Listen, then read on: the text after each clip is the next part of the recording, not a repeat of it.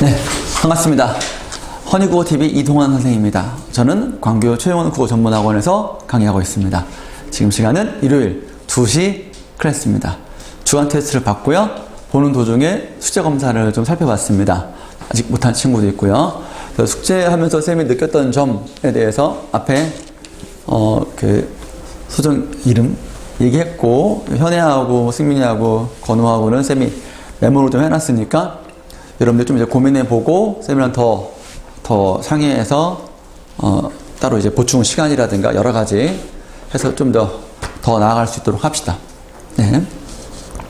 지금까지 해온 것도 대단한 거고 앞으로 갈 길도 좀 있는데 조금 더 같이 한번 가봅시다. 자,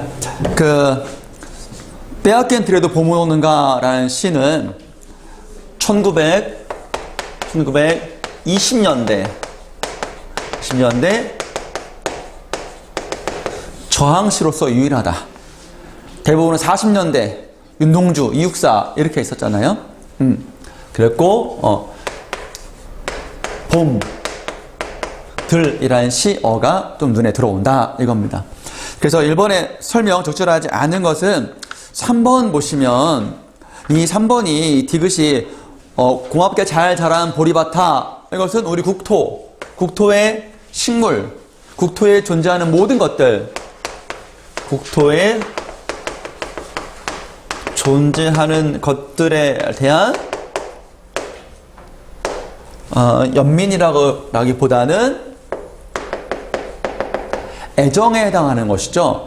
그런데 이것이 변화없는 자연에 대한 반어적인 표현이다.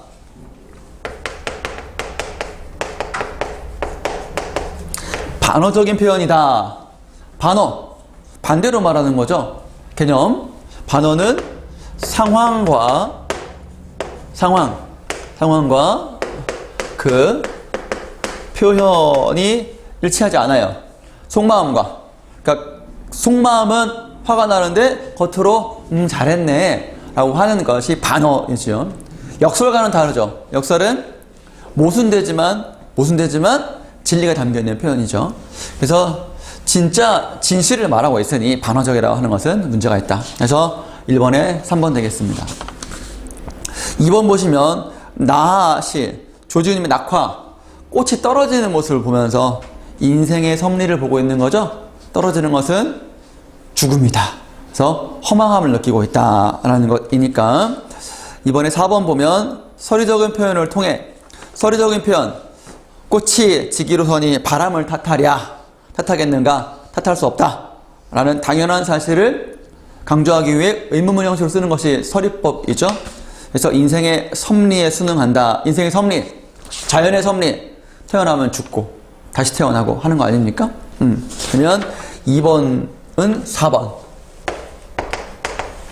이고, 그 다음에 3번에 김동리의 역마, 주어진 운명에 순응하는 것이 한국인에게는 자연스럽다. 한국적인 운명관에 대한 얘기죠.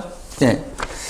그랬고, 그래서 3번은 적절하지가 않겠네요.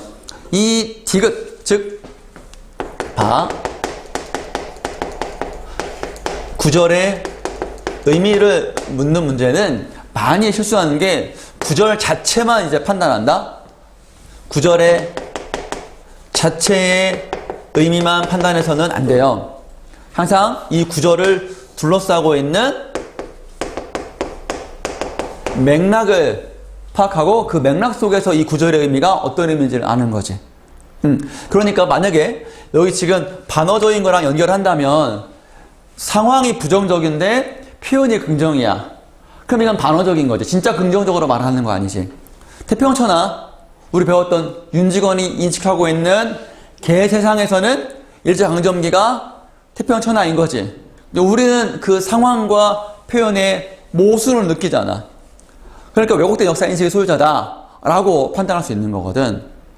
윤직원에게 좋지만 우리들이 보기에는 그 태평천하는 아니잖아. 부정적으로 볼 근거가 되는 인식이 바로 태평천하라는 말을 하는 윤직원이잖아. 그럴 때 맥락 속에서 구절의 의미를 파악하는 것이야. 그러면 맥락은 어떻게 파악할까?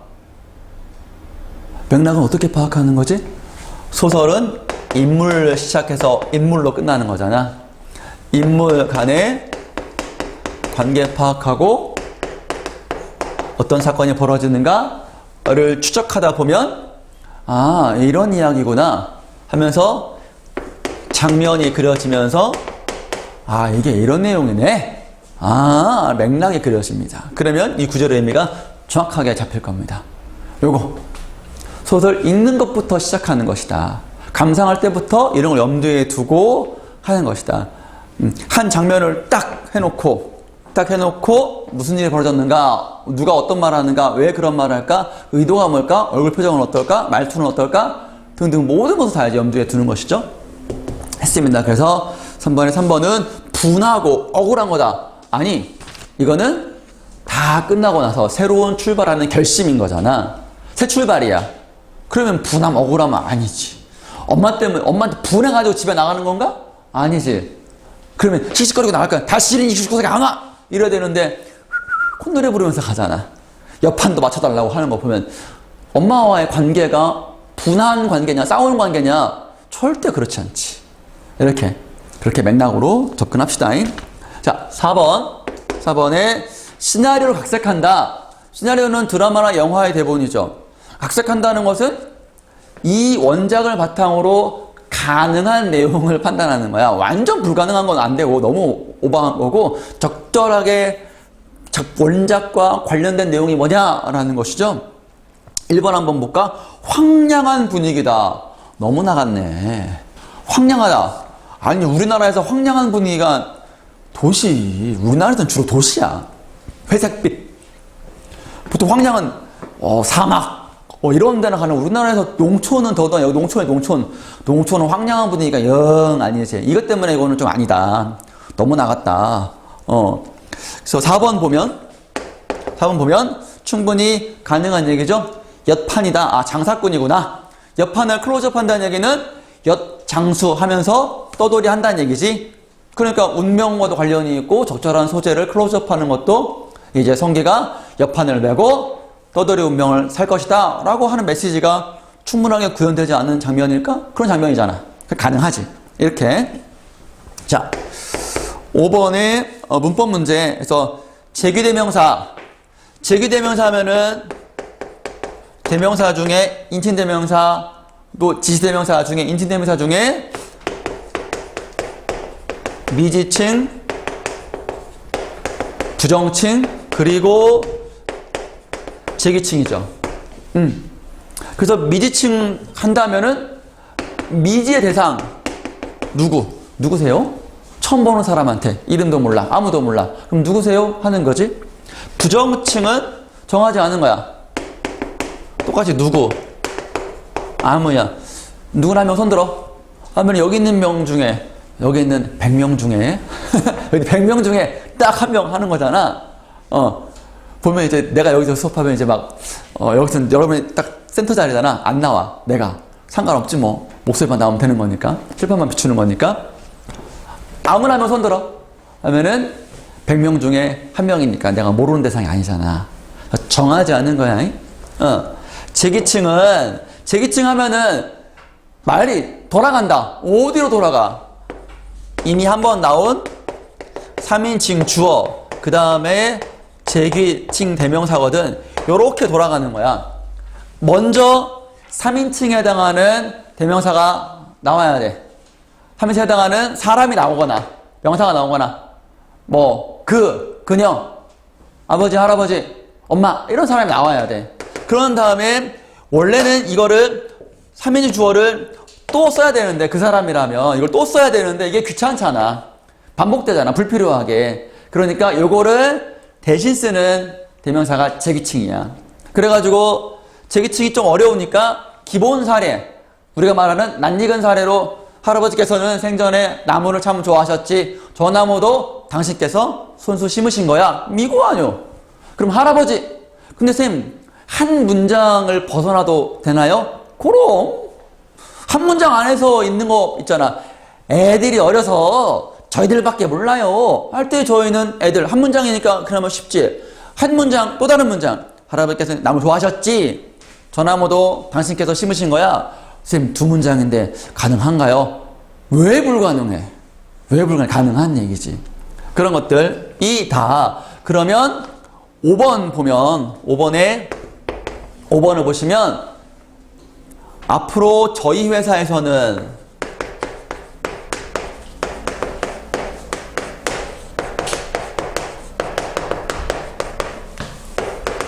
여기 밑줄을 그어놨네? 제기층의 개념을 안다면 앞에 뭘 찾아야 돼? 삼진주어가 있나 찾아봐야 되는데 없잖아. 앞에 아무것도 없잖아. 앞으로가 뭐야? 앞으로 부사어네, 부사어. 그러니 개념 잘 몰라도 뭐 문장, 이 문장 1, 2, 3, 4, 5 문장을 뭐 이제 다 꼼꼼하게 분석 안 해도 삼진주어 하나만 잡고 없네? 그래서 바로 문제는 틀리지 않을 수 있지. 정확히 몰랐다면 다시 복습하면 되는 것이고, 이렇게 우리가 배운 개념으로 충분하게 많은 부분에서 문제 해결할 수 있다. 그래서 기본기를 익히는데 우리는 중점을 둬야 한다. 부족하다면 여러분들이. 자, 6번. 품사 판별하는 거야. 요거 조금 헷갈렸을 거야. 기억 보면 독립된 품사로 다른 말과 띄어쓴다. 조사 아웃. 즉 9개의 품사 중에 명대수, 관형사, 부사, 감탄사, 조사, 동사, 형사 이렇게 9개 중에서 다른 말과 띄어쓴다. 그러면 붙여 쓰는 게 있다는 거 아니야. 조사는 체온과 결합하지. 우리 알지 개념. 관형어가 체온을 수식하고 조사 결합한다. 조사가 결합하는 의존 형태임에도 불구하고 품사에 자격을 주는 이유는 분리할 수 있기 때문에 단어의 자격, 품사의 자격을 준다 그랬지. 그럼 기억을 통해서 우리는 조사는 아니네 판단하겠지, 그지? 다 띄어쓰는 거에 해당되는 게 아니니까. 니은 조건 보면 조사를 취하지 않는다. 그러면 체온 아웃. 조사 아웃. 그 다음에 조사를 취하지 않는다. 조사를 취한다. 조사 결합하는 거는 체온이잖아. 명사, 대명사, 수사 끝났고. 디귿 활용하지 않는다. 활용하는 거 아웃. 그지? 그래서 용언 X. 남은 게 뭐야? 남은 게 관형사, 부사, 감탄사네. 선택지 1번부터 5번까지 보니까 감탄사가 없네? 감탄사 하면 야! 어머나? 뭐 이런 거잖아. 에그머니? 이런 거잖아. 없어. 보통 맨 앞에 나오잖아. 감탄사는 없어. 그럼 관형사는 부사네? 관형사는 부사 고르면 되겠네? 근데 1번을 보니 아름다운 꽃이 피었다. 아름다운은 형용사이다. 형용사. 관형사 아닙니다. 꽃을 꾸미지만 아름답다. 그러니까 이제 관형어가 된 거지? 얘는 형용사. 안 되지. 2번. 옛, 이야기. 옛은 관형사네? 관형사 판단하고. 3번에 빠른 일처리. 빠른 일처리. 빠른 일처리 꾸며주네. 그러면 빠르다 하니까 형용사네. 빠른다 안 되니까, 그지? 형용사네. 그 다음에 4번에 새로운 인생관 수식해주고 있네. 체온이잖아. 얘는 그러면 관형사 아니면 관형어 뭐 여러 가지 있으니까 체온 꾸미는 거는 관형이 있잖아. 근데 얘는 새롭다네, 그지? 인생관이 새롭다잖아. 그러니까 얘는 형용사네. 5번. 먼저 상품 전시관을 손질하였다. 먼저 손질하였다. 이렇게 수식하네. 용언 수식하는 거니까 얘는 부사네? 어떡하지? 관형사 아니면 부사인데 관형사가 나왔고 부사가 나와버렸네? 답은 뭐지? 니은 조건에서 조사를 취하지 않는다. 의 관건이 있습니다. 그래서 여러분 여기 부사는 조사 중에서 보조사와 결합할 수 있습니다. 예를 들면 빨리 먹어라 해서 빨리만 먹어라, 빨리는 먹어라 가능한 얘기지요. 부사는 보조사가 결합할 수 있다. 조사니까 얘는 안 되지. 그 답이 2번 되겠다. 쌤, 그런데 의문점. 얘는 어떤 보조사를 붙일 수가 있나요? 붙일 수 있는 게 있어. 근데 우리가 알고 있는 는, 도, 만 으로는 어색한데요, 선생님? 어색하니까 붙일 수 없는 거 아닌가요? 라고 생각하는 거 인정. 타당하다. 그러나 이 문제는 그게 아니라 부사의 일반적인 특성을 묻는 문제야. 특정한 부사 먼저에만 해당되는 것이 아니고 전체적인 부사의 특성에 대해서 얼마나 이해하고 있느냐를 묻는 문제이기 때문에 특정한 부사 한 단어에 보조사 결합하지 않는다고 해서 이거 해당되는 거 아니냐라고 해서는 안 된다. 그렇지만 관형사는 확실하게 조사가 결합하지 않아. 새, 헌, 옛 이런 것들은. 그래서 이거는 좀 지식이 좀 필요한 부분이 되는 거지. 문제 풀이까지. 자, 부사는 보조사 결합한다. 먼저라는 부사는 보조사 결합하는 경우가 있는데 우리가 알고 있는 거랑은 좀 어색하다. 그렇지만 우리가 모르는 어떤 게 보조사가 결합할 수 있다. 뭐 어색하긴 하지만 아주 안 되는 게 아닌 게, 야, 먼저는 내가 상품을 손질했어. 이렇게 가능하거든. 불가능하지 않다. 그러나 관형사는 옛 도, 옛 은, 이건 진짜 안 된다. 이거 여러분들 이해하시라. 그 다음에 비문학 공정무역에 대한 글이었습니다. 7번은 1번 보세요. 권위자의 견해, 키워드 권위자의 견해가 있는지 없는지 판단한다면 권위자라는 말은 박사, 학자, 전문 연구관, 사람이어야 되는데 여긴 사람이 없습니다. 옥스팜이란 단체죠. 그런 거 단체와 사람은 구별해야 된다. 이렇게 해서 권위자의 견해에 없다, 이것입니다. 그러면 권위자의 견해가 나왔다 하면 뒤에 나오는 설명인 신뢰성을 높인다는 맞죠? 자, 이번에 구어체 말하는 거예요. 그래서 맨 마지막 문장 보면은 나온 겁니다 하면은 그건 구어체가 아니야. 나온 거야. 구어체죠. 친근감을 유지하기 위해서요. 객관적 수치, 성과 나열, 우리나라 현황 제시 다 맞죠? 8번에 5번 봅시다. 원조 대신 정당한 거래. 정당한 거래가 페어트레이드라는 거죠. 페어트레이드.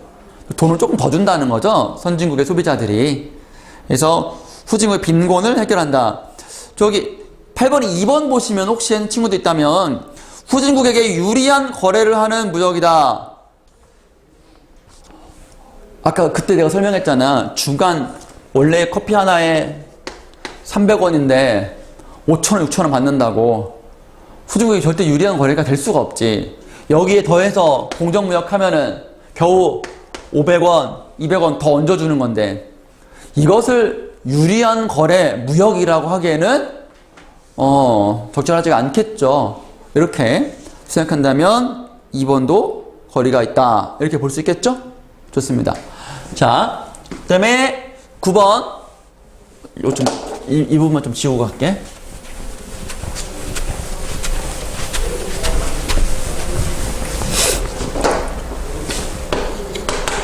9번에 1번.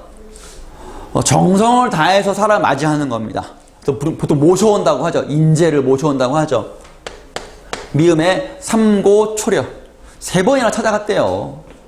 자, 2번에 책을 막 불살라요. 사상 탄압인 거죠.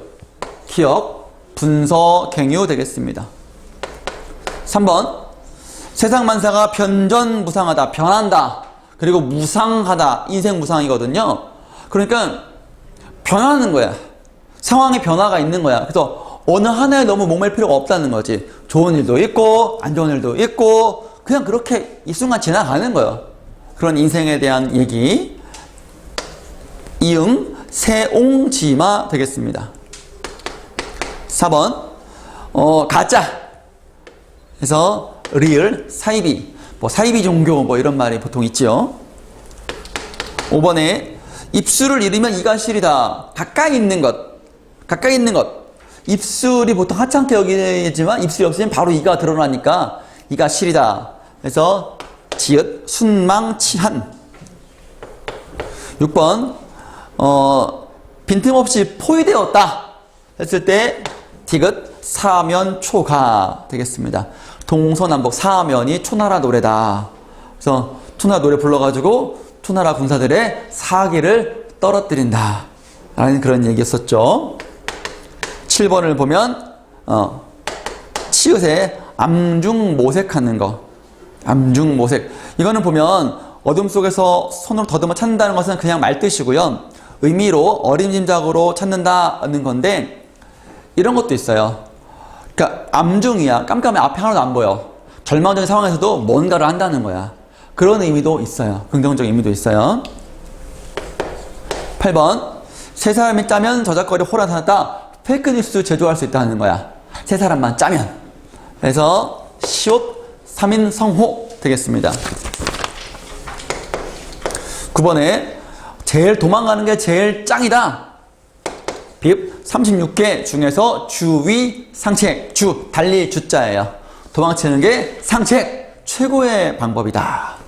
마지막 10번 니은 불구대천이다. 한 하늘을 동시에 이고 살 수가 없어. 같은 하늘에 살 수가 없어. 한 명은 죽어야 돼. 네가 죽어야 돼. 이런 얘기죠. 부모의 원수 이것이고요. 자, 사평역은 소설인데 사평역에서 라는 시가 있다 그랬죠? 그 시의 내용을 소설가가 상상해서 구체적인 인물 설정하고 그 인물의 살아온 삶을 덧붙여서 하나의 이야기를 만들었는데 특정한 사건이 없고 갈등이 없고 그 막차를 기다리는 사람들이 연착되는 막차를 기다리면서 각자의 내면 세계를 잔잔히 보여주는데 그 내면 세계의 풍경이 썩 그렇게 행복해 보이지는 않더라. 여러분 읽어보니까 각자 나름대로의 아픔이 있더라. 그런 얘기를 어떠한 시선으로 소설자가 바라보느냐? 톱밥난로 따스해. 연민을 갖고 있어. 그래서 되게 불쌍하지만 그 모습 자체는 포근해 보인다 라는 소설이요. 했을 때 그 인물 중에 열차가 출발했을 때 난간에 위태위태 서 있던 인물은 2번 대학생 청년입니다. 민주화 시위해가지고 제적당했어. 잘렸어. 부모님의 희망인 자신이 어떻게 해야 되나, 어떻게 부모님을 대해야 되나 고민 끝에 내려왔는데 말을 못하고 지나갔어. 그런 착잡한 심정을 이렇게 위태위태하다라고 보여준 것이지요. 자, 채점해 주시고요. 채점해 주시고, 네. 쌤한테 제출해 주시고, 혹시 그 한자성어 자료를 한 번에 모아 있는 거를 필요한 친구 있으면 손 들어보세요.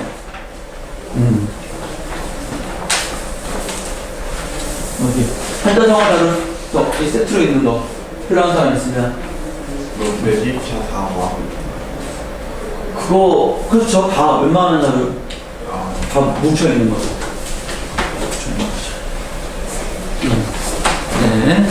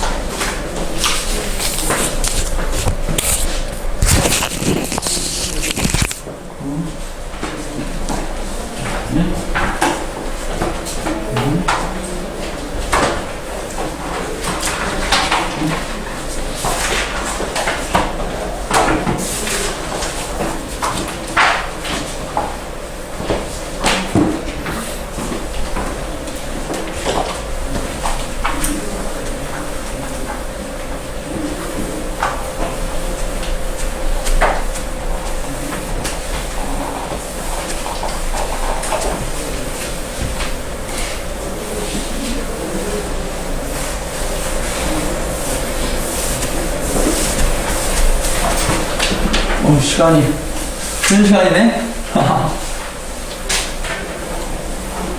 이거 10분만 하고 정신 쉬는 시간 할게요.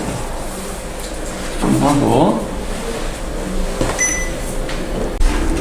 네, 시작하겠습니다. 비문학에 대해서 쌤이 다시 한번 밭을 한번 갈아 보겠습니다. 그럼 여러분이 작물을 한번 심어 보세요.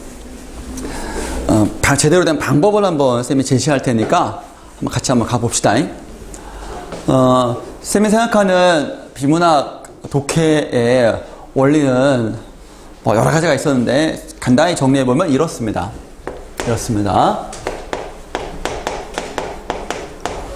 가장 최소 단위는 문장이에요. 문장에 대한 이해가 중요합니다. 문장 자체에 대한 이해입니다. 그러면 이 문장 자체에 대해서 이해하려면 나와 있는 여러 가지 어휘에 대한 뜻풀이가 되어야 됩니다. 물론 주요 개념어 같은 경우는 그냥 그대로 받아들이면 돼. 유전자 하면 유전자가 뭔지 몰라도 돼. 유전자는 뭐다 하는 거죠. 주로 이때 어휘라고 하는 것은 어떤 서술어라고 합시다. 글이니까 한자어로 된 서술어에 대한 말뜻. 지향하다, 지향하다. 예를 들면 지향하다. 지난번에 국풀 모의고사 보니까 어휘에 대해서 막 틀려요. 두 문제, 세 문제 다 틀려. 그런 애들이 의외로 있었어. 그런 것들. 이런 어휘에 대해서 이것이 많이 모른다. 한 지문에 그런 것들이 10개 이상 된다 하면은 쌤이랑 얘기를 많이 해야 돼. 어휘 문제 하나 사가지고 따로 서브로 해야 돼, 그거. 아직까지 그 정도는 아닌 것 같은데, 스스로 느끼기에. 한 문장 읽는데 한 문장에 모르는 단어가 2개, 3개 된다. 그러면 힘들어. 이게 너무 힘들어. 안 되는 거야, 그러면. 일단 어휘부터 하나 해보자. 그러면 문장을 이해하면 다른 문장과의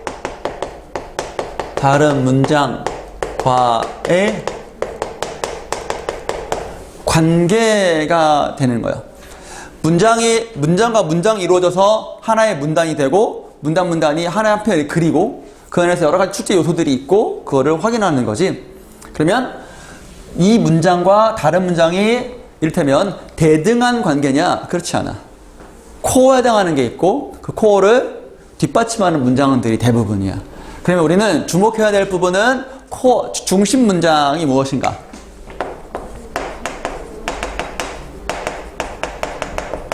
문장이 무엇인가? 이거를 뒷받침하는 문장이 무엇인가? 그 뒷편에 있잖아요. 뒷편에 필기하세요. 지금 드린 프린트 뒷편에 이거 좀 필기 좀 해주세요. 뒷받침 문장으로 문장 간의 관계가 되어지는 거예요. 그래서 우리는 중심 문장에 주목하고 밑줄을 긋는 것이다. 뒷받침하는 문장은 어디까지나 뒷받침하는 것 때문에 우리가 많이 크게 주목할 필요는 없다 라는 얘기입니다. 네, 여기까지 일단.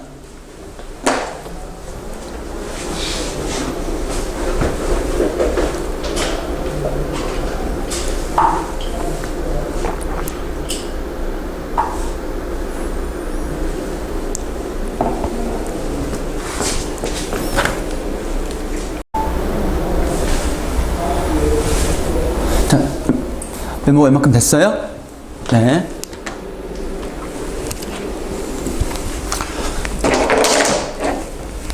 요거 문장 자체에 대해서 이해할 때 어휘가 이제 필요하고, 체킹하세요. 어휘가 안 되는구나 하면 별도의 학습이 좀 필요하다. 아니면 사전 찾아서 그때그때 하든가, 맥락으로 추론하든가. 사전 찾기 맥락 훈련. 요거가 이제 추천이 되는데, 맥락으로 훈련한다 하더라도 너무 모르면 그것도 힘들어. 한 문단에 하나 정도, 두 개 정도 모르면 맥락으로 추론할 수 있지만, 5개 다 된다. 그럼 추론하기 너무 구멍이 너무 많은 거야. 그럴 때는 수단 찾는 것을 추천한다. 라는 것이고요. 그 다음에 문장과의 관계를 파악해야 되는데, 중심 문장이 뭔가, 뒷받침하는 문장이 뭔가예요. 그러면 중심 문장에는 이 글 전체의 핵심, 화제와 관련이 있는 키워드가 들어가 있는, 핵심어가 들어가 있는 문장이 되는 겁니다. 이렇게 했고요. 그래요. 이 정도 하고, 그 다음에 이렇게 되면 글쓴이의 말하고자 하는 바, 핵심이 되는 의도가 보입니다. 중심 문장만 연결해도 어떤 의도인지 들어오게 될 거예요. 그럼 이거 가지고 우리가 사고하고, 그래서 이제 문제를 풀이하는 일반적인 프로세스입니다. 핵심은 뭐냐?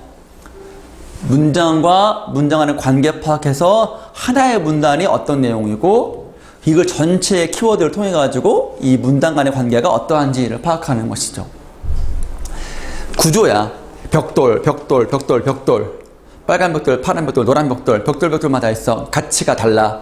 그런 것들 중심으로 했을 때, 한 편의 집이 지어졌을 때 이것이 이렇게 된 거구만. 벽돌 하나도 볼 수 있어야 되고, 빨간 벽돌, 파란 벽돌 봐야 되고, 이거 전체가 직사각형이군. 정사각형인데 세모도 있네. 이렇게 볼 수 있는 것이죠. 그래서 디테일하게 들어갈 때도 있지만, 전체적으로 봤을 때 흐름을 잡을 필요도 있다. 해서 이제 건축물에 여러분들이 비유하면 포인트가 무엇인가 보고, 지금 당장은 쌤이 주목하는 부분은 이거예요. 문장과 문장 간의 관계를 보자 라는 훈련하기 적합한 재료여서, 여러분들한테 같이 한번 읽어가면서 쌤이 어떻게 사고하는가, 문장과 문장을 이해하고 문장의 관계를 파악하면서 이걸 전체 의도가 무엇인가를 찾는 걸 한번 해보고, 그러한 과정 속에서 문제가 어떻게 풀리나를 한번 보여드리려고 하는 거예요. 자, 그럼 가봅시다. 찬홍, 이거 잘 보이니? 크게 했어요. 자, 일반적으로 동식물에서 종이란 같은 개체끼리 교배하여 자손을 남길 수 있는 또는 외양으로 구분이 가능한 집단을 뜻한다. 그랬습니다. 그러면 요 문장이 중요하죠. 첫 문장에서 이게 중요한 겁니다. 여기 뒤에 나와 있는 요거 즉 크게 딱 이 하나의 1번 문장을, 첫 번째 문장을 핵심적인 걸 딱 쪼갰을 때 키가 되는 게 앞에 거라는 거야. 종에 대한 설명은 그렇게 중요한 게 아니야. 왜냐하면 얘는 종이란 이렇다더라. 이해할 필요도 없고 암기할 필요도 없어. 종은 이렇다더라. 개념을 설명한 거야. 그러면 동식물에서 종의 개념을 말했구나. 정의했구나. 그러면 종에 대한 얘기. 무슨 종, 팥중, 식인종, 식인종이라네. 영장류 그런 거 있잖아. 왜? 그 인종 나누는 그런 게 하는 거야, 지금. 종은 이런 거구나. 생각해보면 그냥 이것만 조금 이해하자면, 사람과 멍멍이는 같은 종이 아니야. 다른 종이야. 맞지? 왜냐하면 사람끼리 결혼하잖아. 교배라는 말은 결혼하는 거잖아. 결혼해서 애기 만드는 거잖아. 전 남길 수 있지. 걔랑 사람이랑 오 마이 갓. 불가능하지? 그지? 또 구분이 가능하잖아. 선생님이랑 멍멍이랑 구분 가능하잖아. 동의를 안 하는 것 같아. 그치? 그러니까 종이란 그런 거구나 라고 좀 이해가 되죠? 두 번째 문장. 종에 대한 얘기구나. 그렇다면 세균 코로나 바이러스 이런 거 있잖아. 왜? 세균 눈에 보입니까? 딱 봐도 외양으로 구분 가능하지 않거든요. 딱 봐도 보이가 안 보이지. 현미경으로 보면 보이긴 하겠지. 세균처럼 한 개체가 둘로 분열하여 어라? 여기랑 이거랑 매치시키면 이거 볼 필요 없다 그랬는데 이거랑 이걸 매치시키면 같은 개체끼리니까 나 남자 이동헌 내 아내 정세라 같은 개체끼리 서로 결혼한 거지? 끼리 결혼한 거네. 결혼한 거지? 근데 얘는 한 개체가 둘로 분열한 거네? 내가 둘로 분열해가지고 결혼한 거야? 오, 얘는 동식물에서 종의 기준과 종의 개념과는 설명할 수가 없네. 그렇지. 분열하여 번식하며 외양의 특징도 많지 않은 미생물. 아, 세균처럼이니까 미생물 안에는 세균이 들어가는구나. 그죠? 외양으로도 구분 가능한데 얘는 특징도 많지도 않아. 딱 그래프 보면 동그랗게 생기고 뭐 비슷하게 생겼잖아. 그치? 그런 것들은 종을 어떤 기준으로 구분할까? 두 번째 문장에서 이 글쓴이가 말하고자 하는 의도가 나왔어요. 첫 번째 문장에서 일반적인 종의 개념을 정의했고 이 개념과 다른 미생물에서 종은 그러면 어떻게 나누지? 그 기준을 내가 설명해 드리겠습니다. 라는 얘기죠.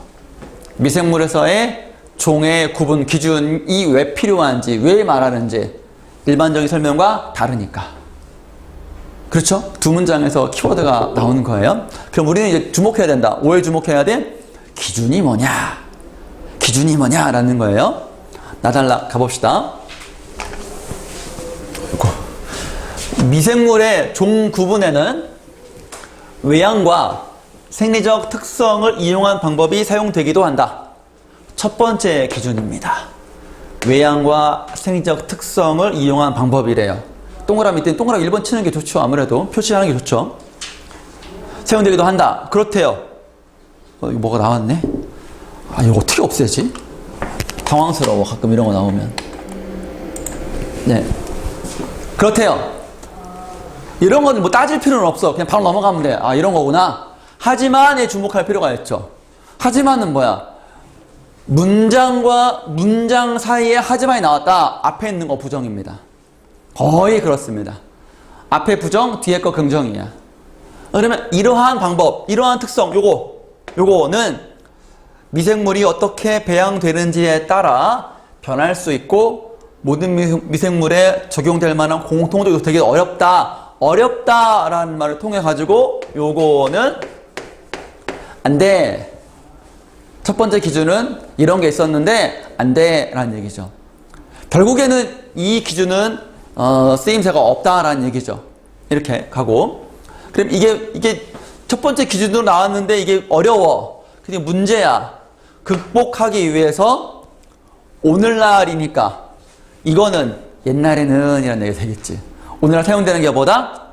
주로 유전적 특성을 이용한다. 유전적 특성. 요것이 이제 동그라미 2번 기준 되겠다. 그치? 동그라미 2번 기준.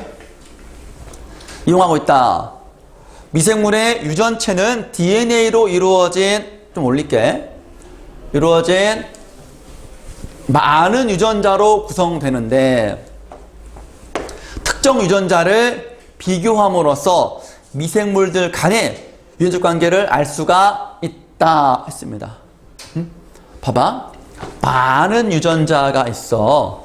근데 그 중에서 특정한 유전자를 비교한대. 그러면 유전자 안에 특정이니까 특별히 정한 거야. 그래서 생각해봐. 미생물들 간의 종의 구분이잖아. 하나의 미생물의 종을 구분한 게 아니라 미생물들 간, A 미생물, B 미생물이 있어.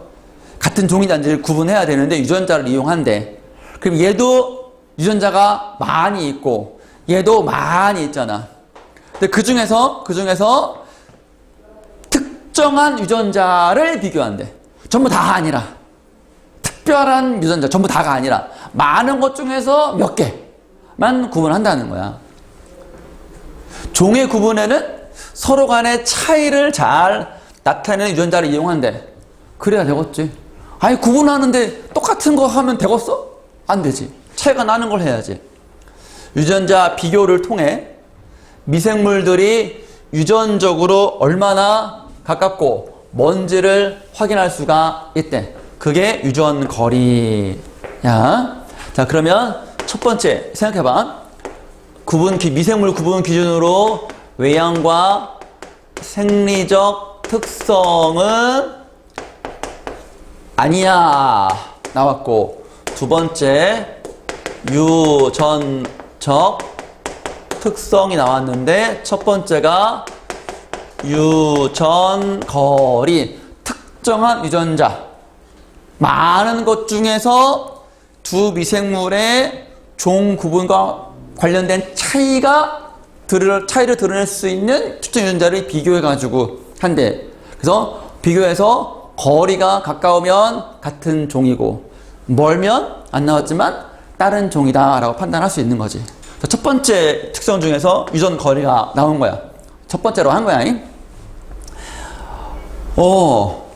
단락에 하지만이 나오는 거는 그 앞에 단락과 좀 다른 내용 나오는 거야. 다른 내용 나오는 거야. 그래서 아까 봤죠? 문장과 문장 사이 하지만은 앞에 있는 거 아니야. 뒤에 있는 거야. 그럼 얘는 나보다 다가 조금 더 중요하다는 거지. 유전자 비교로 확인한 유전 거리만으로는 두 미생물의 같은 종인지 아닌지 명확히 판단하기 어렵대. 그럼 똑같은 패턴으로 이거 아닌가 생각했는데 문법적 지식을 동원해봐. 거리만으로는 안 된다라는 말은 생각해봐. 이해를 위해서 설명해 줄게. 나는 빵만으로는 배가 안 돼. 빵 먹었다는 거 아니야. 아우, 밥 먹었는데 밥만으로는 양이 안 찼는데 다른 거 더 줘. 빵을 먹었다는 거야. 이 만 하나라는 보조사 하나가 앞에 있는 이거 똑같은 패턴을 할 때 요거는 아니야. 이제 더 이상 안 해. 유전거리만으로는 어렵다 해서 유전거리를 X 하려고 했더니, 생각해보니까 만이라는 보조사 그 맥락을 보니까 유전거리만으로는 안 돼. 다른 것도 필요해. 이런 얘기니까 얘는 X로 하면 안 되고 또 다른 무언가가 나온다는 얘기지. 이것만으로는 어렵다. 그럼 왜 어렵냐? 다단락이 이 문장과 두 개의 문장이잖아. 첫 번째 문장은 어렵다. 어렵구나. 이것만 어렵구나. 그래서 이 문장의 의미를 파악했더니 다른 것도 필요하다라고 알 수 있고, 더 설명하겠지 앞으로. 근데 왜 어려운지 이게 바로 뒷받침하는 문장이 되는 거야. 그럼 이거는 그닥 그렇게 많이 아무리 길든 뭐였든 복잡하든 뭐였든 일단 얘는 어렵다의 근거니까 어려운 이유가 되는 거야. 근데 이거는 이렇게 이 어려운 이유가 되기 때문에 그닥 그렇게 중요한 내용이 아니야. 그렇게 이해하려고 애쓸 필요가 없는 문장이 되는 거지. 딱 패스해도 돼. 어렵다. 그래서 만약에 문제에서 추론한 문제 하면은 기억의 이유로 설명한 것은 이렇게 나올 수도 있어. 이거를 가로로 쳐버리고 없애버리고 어렵다의 밑줄 쫙 그어가지고 기억의 이유, 어려운 이유를 추론한 것은 그렇게 나올 수도 있어. 그러니까 이거는 굳이 애쓸 필요가 없는 거야, 이해하려고. 왜냐면 중심 문장이고 뒷받침 문장이니까. 키워드는 어디까지나 중심 문장에 있는 거니까.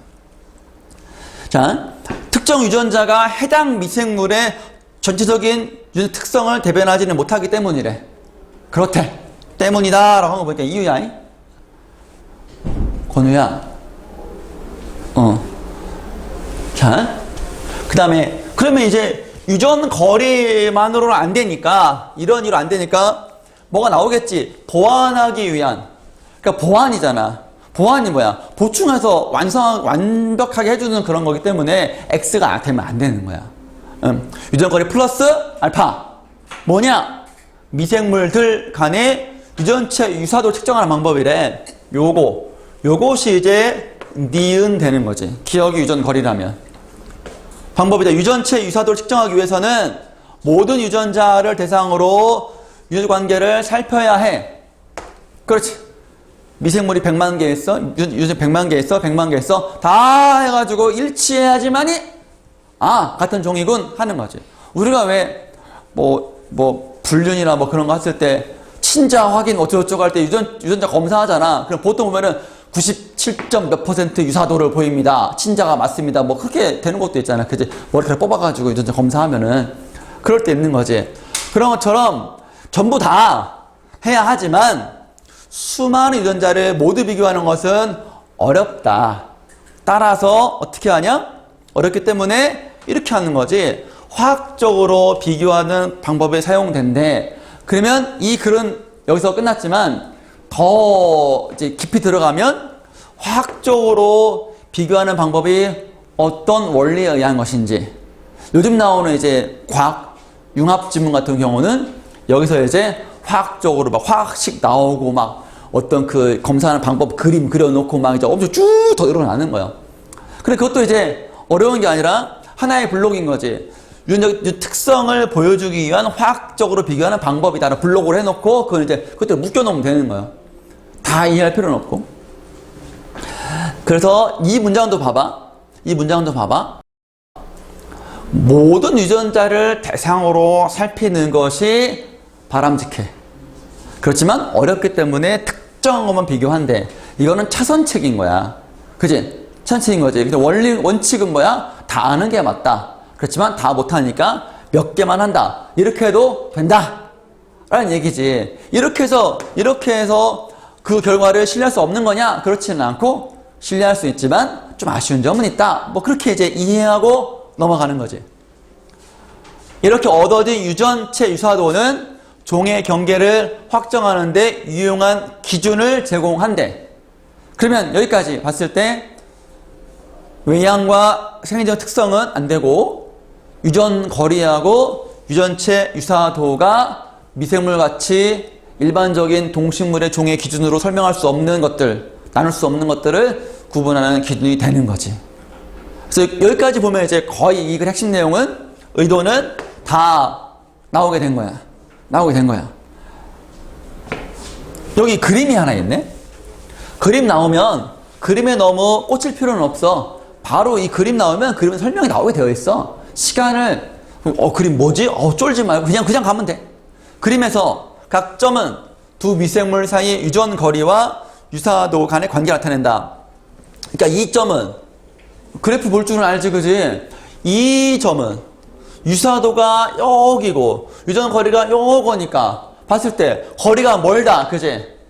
유사도가 거의 같지가 않다, 이런 얘기니까 얘는 같은 종이 아니다 라는 얘기고, 요거는 그래서 볼때 요거는 유전 거리가 엄청 가깝고, 그지? 가깝고 유사도가 거의 100%네. 거의 뭐 100%네. 그럼 요거는 확실하게 같은 종이다 라고 묶을 수 있겠지.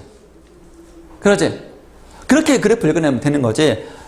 관계라는 말은 그렇게 이해하면 되고, 그림을 보면 두 미생물의 유전 거리가 가깝다고 해서 하면, 유전 거리가 가까우면 같은 종일 확률이 높다고 했잖아. 그렇지만 가깝다고 해서 다 되는 것이 아니라 안 될 수도 있는 거잖아. 실제로 이거는 실험을 통해 가지고 연구해낸 그 텍스트 시험 자료이기 때문에 유전 거리가 가깝다고 해서 다 같은 종이다 라고 할 수 없다는 거지. 그것만은 부족하다 그랬으니까. 그래서 유사도가 높은 것은 아니다. 이 두 개가 다 유전거리 가깝고 유사도 높아야 되는데, 반대로 또 70% 이상일 때 L 미만이다. 이러한 관계로부터니까 요게 이제 앞에 있는 문장을 전부 다 받는 거야. 전부 다 받아 정리해 주는 거야. 그래서 이런 문장은 우리가 관계에서 중요하다라고 생각하는, 집중을 좀 더 하는 게 좋지. 이 문장을 딱 봤을 때 이해하려고 노력하는 게 중요하지. 서로 유전 거리가 가까우며 이 동시지, 오화가 아니야. 엔드야, 엔드. 동시. 70% 이상의 유전체 유사도를 보이는 미생물 집단이 미생물 종의 정의. 유한 문장. 이거 전체의 핵심. 마달락. 이게 핵심 다 나왔잖아, 이제. 그럼 거의 끝난 거야, 이제. 종 구분은 학술 연구 외에도 의학, 미생물, 산업 분야에서 중에 활용되고 있다. 유전체 분석 기술이 더욱 발전하면 미생물의 종을 보다 정밀하게 구분할 수 있을 것이다. 그랬네. 향후 전망. 다른 산업에서의 응용. 그리고 또 더 나아질 거잖아. 여기 보면, 여기 봐봐. 여기 보면, 이거하고 같은, 그러니까 L 일정한 거리, L 미만이고 70% 이상인 게 이만큼이잖아. 사사분면이잖아. 여기 안에서도, 이 안에서도 굳이 트집을 잡자면, 여기하고는 좀 조금 완전 똑같다고 하기엔 조금 차이가 좀 있겠지. 경계하에 있는 것들은. 이것도 아직은 좀 분석 기술이 좀 덜 발전돼가지고 하는 거래. 기술이 조금 더 발전되면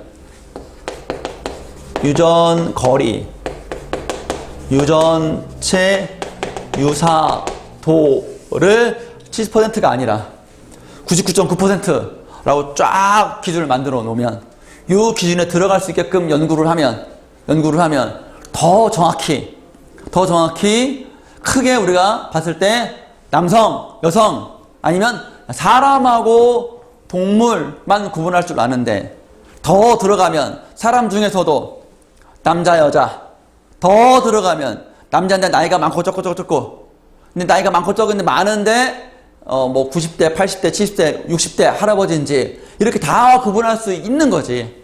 그게 앞으로 더 분석 기술이 발전되면 된다라는 거지. 지금까지는 이 정도다 라는 그런 얘기지. 그렇다. 이런 것들이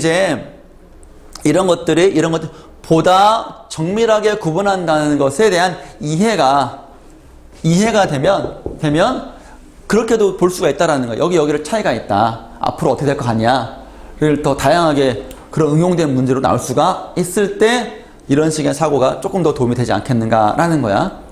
됐니? 요거 문장 자체에 대한 이해, 어휘, 관계 중심 문장과 뒷받침하는 문장. 그래서 기억해야 할 문장, 날려도 될 만한 문장을 구분해가지고 쳐내고 계속 이렇게 서칭을 하는 거지. 진짜 의도가 뭐야? 미생물 종 구분 기준. 왜 미생물 종 구분의 기준에 대해서 이렇게 애를 쓴 거지? 일반적으로는 종 구분 기준으로는 안 나오니까, 구분할 수 없으니까. 그래? 두 개야. 유전거리, 유전유사도. 그거 어떻게 하는 건데? 이렇게 하는 거야. L 미만이고 70% 이상이 돼야 된대. 그래? 오케이. 정도. 그리고 좀 헷갈리는 게 이제 두 미생물의 유전자가 많은데 그 중에서 차이가 잘 드러낸 특정 유전자를 비교해야지 다 알 수는 없다. 다 하면 좋긴 하겠지만 이런 것들 되겠지.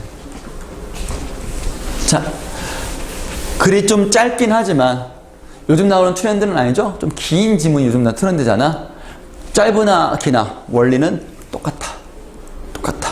정보가 좀 더 적고 더 많을 뿐이다. 여러분들이 시간과 상관없이 우리는 쌓아가는 연습하는 과정이니까 이런 식으로 문장 하나하나 관계를 파악하고 문제를 갔을 때 내가 분석한 지문과 문제가 어떻게 매치칠 것인가에 대한 연구를 하는 거예요. 그래서 이제 문제풀이 하는 걸 한번 볼 테니까 보세요. 전개 과정이다 했을 때 문제는, 비문학에 대한 문제는 첫 번째는 논지, 전개, 방식을 묻는 문제가 나와. 이 글의 전개 방식은 뭐 서술 방식 비슷한 거지. 논지, 내용, 의도야. 의도를 어떻게 풀어나갔냐. 시간의 흐름이냐, 뭐 공간의 이동이냐, 뭐 그런 것들.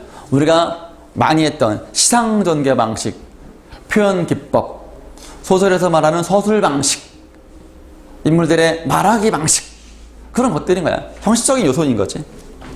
그 다음에 이제 내용을 얼마나 파악했는지, 내용 파악하는 문제, 크게 두 문제가 나오는 거예요. 크게 대본하면 두 문제인 거예요. 내용 파악할 때 고난도는 이제 지문과 관련 있는 보기 넣어가지고 한 번 다른 변수를 더 집어넣는 거지. 경우의 수를 더 고려하는 그런 문제가 고난도로 비문학에서는 항상 하나씩은 나오지. 3점짜리로. 세 지문 3점짜리. 9점이야. 다 틀리면 다 맞아도 91점이야. 그러면은 그래도 1등급은 되네. 수능에서는. 자, 전개 과정이야. 전개 과정이 가와 끝에 이런 거래.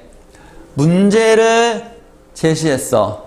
문제를 제시한다는 거는 이 문제에 대해서 내가 해결을 한다는 거 아니야?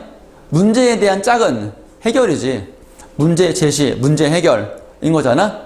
문제라는 말은 프로블럼이 아니라 내가 말하고자 하는 바, 핵심 화제를 던지는 거야. 논제를 제기하는 거지. 그러면 그 다음에 나올 내용으로 나아달라고 아마 파악했겠지만 해결 방법, 주장 제시. 봐봐. 2번을 고민하면 앞에 가에서 문제를 제기했는데 또 주장을 한다는 건 말이 안 되는 거야. 이 주장은 가에서 말하는 논제와 성격이 같아. 이거는 논리상 있을 수가 없어.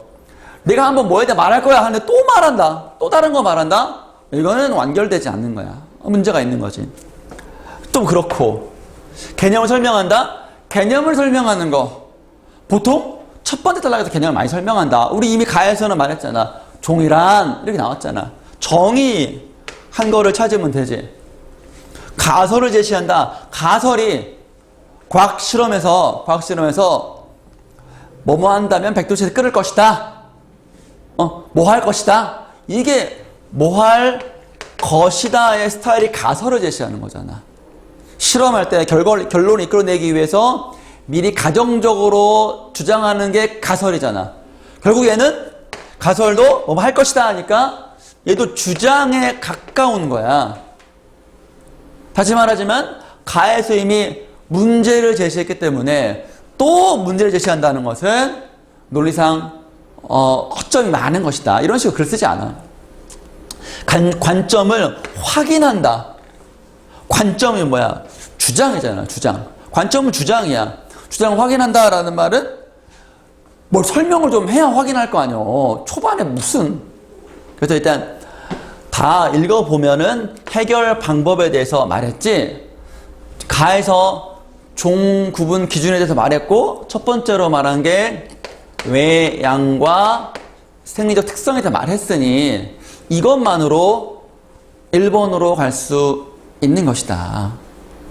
그러면 해결 방법 나왔고 그것에 대해서 한계가 나왔지.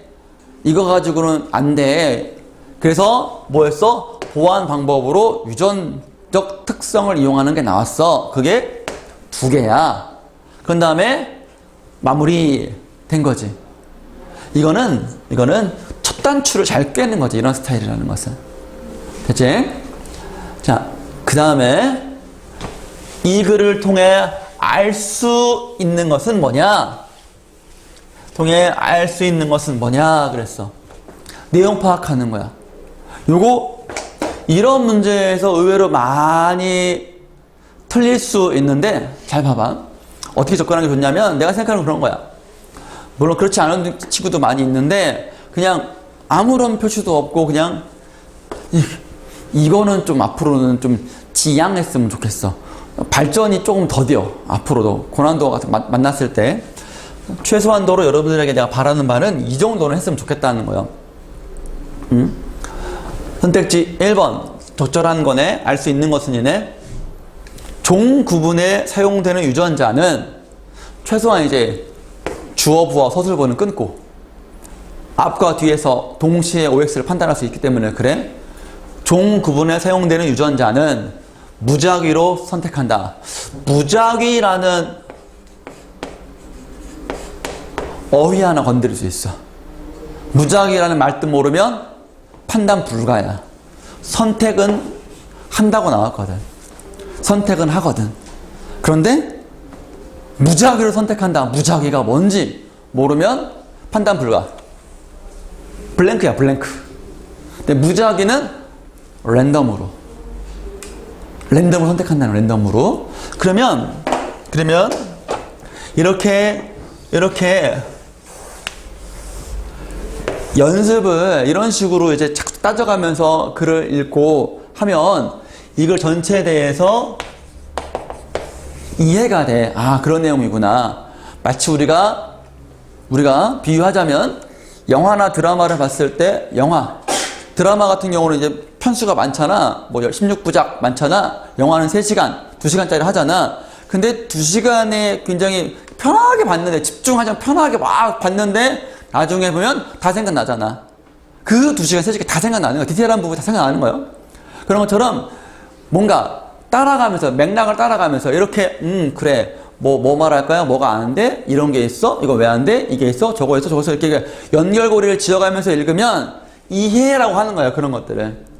어느 정도 이해가 되는 거야. 그럼 이해가 된 상태에서 봤을 때, 아니, 종을 구분하는데 사용되는 유전자가 무작위를 선택하면, 아까도 이해했듯이 두 미생물이 있는데, 유전자가 많이 있는데, 특성을 잘 드러내는, 다 할 수 없으니, 그 중에서 특성을 드러낼 수 있는 차이가 나타나는 유전자를 비교해서 검사해가 유전거리라든가 유사도를 측정해가지고 같냐 다르냐를 판단한다고 했는데, 랜덤으로 해버리면, 랜덤으로 해서 분명히 다른 유전자, 다른 종인데, 별로 다른 종인데, 랜덤으로 했는데 같은 게 걸렸어. 같은 종이라고 판단할 수 있잖아.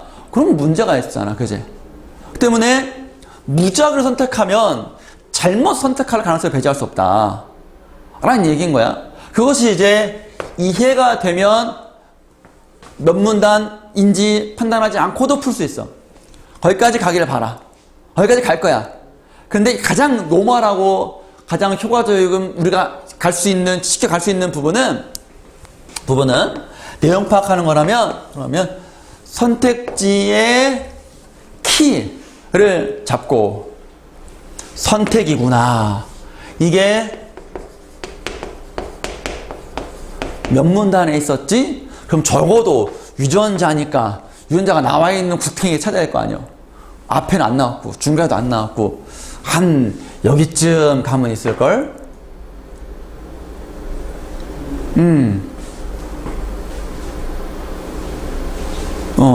여기쯤 보면 되잖아. 여기쯤. 최소한 나부터는 좀 봐야 되겠지. 쭉 가보니까 여기 많은 유전자로 구성되는데 특정 유전자, 특정이라는 말뜻, 특별히 정한 몇 개야. 전부 다가 아니라 특정이니까 유전자를 비교함으로써 관계를 파악할 수 있대. 차이를 잘 나타내는 유전자를 이용한대. 그럼 특정이니까 무작위가 아니지. 무작위가 아니라 특별히 정한 거니까. 여기에서 이제 2번에 1번은 문제가 있는데? 라고 판단하는 거예요. 그래서 여러분들이 비문학이 잘 안 된다. 좀 나는 비문학 좀 두렵다 하면 여기다가 이제 얘는 이거가 판단 요소야. 이게 판단 요소야. 봤더니 이 문단에 보면 네 번째 문장이거든. 이 문단의 네 번째 문장을 통해 봤을 때 얘는 X야. 이런 식의 판단을 하면 좋아. 메모 한번 해볼래, 거기다가? 요것도 메모했나? 3번? 3번. 요거. 메모 좀 부탁해.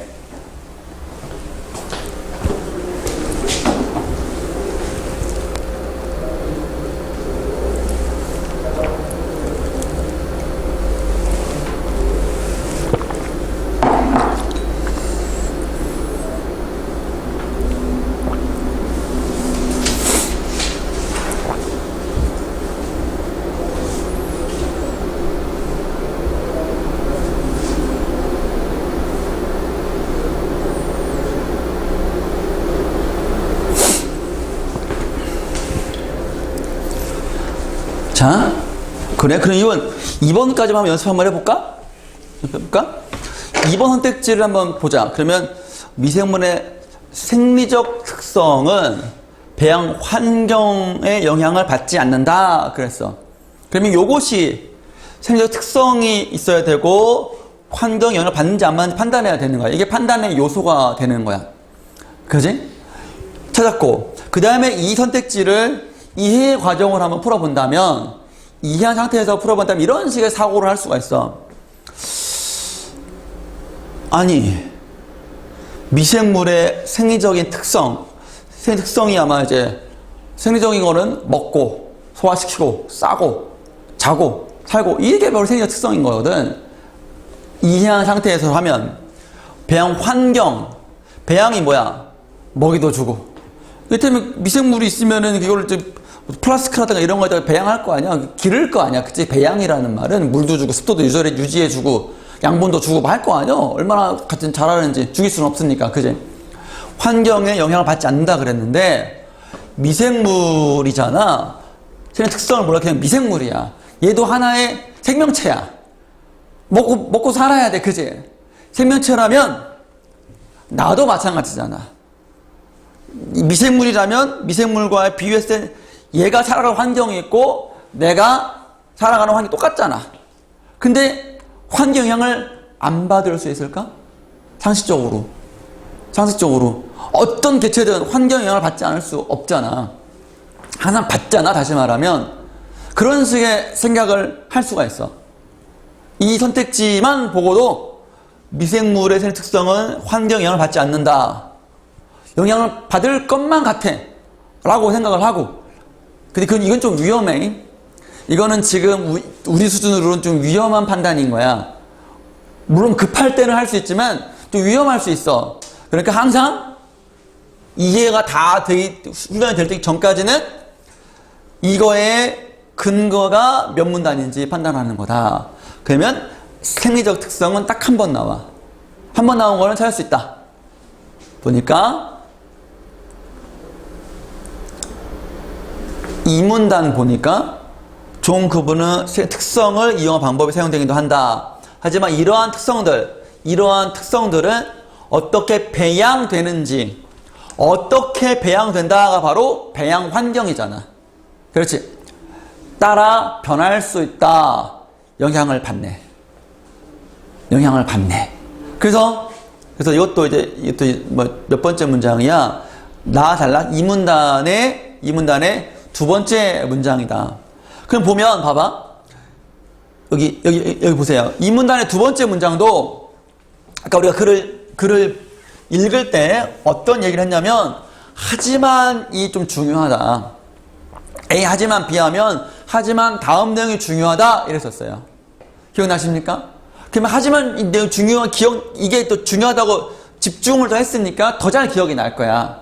그러면 이게 문제로 갔을 때 2번을 보면 이게 이 문단에 있다.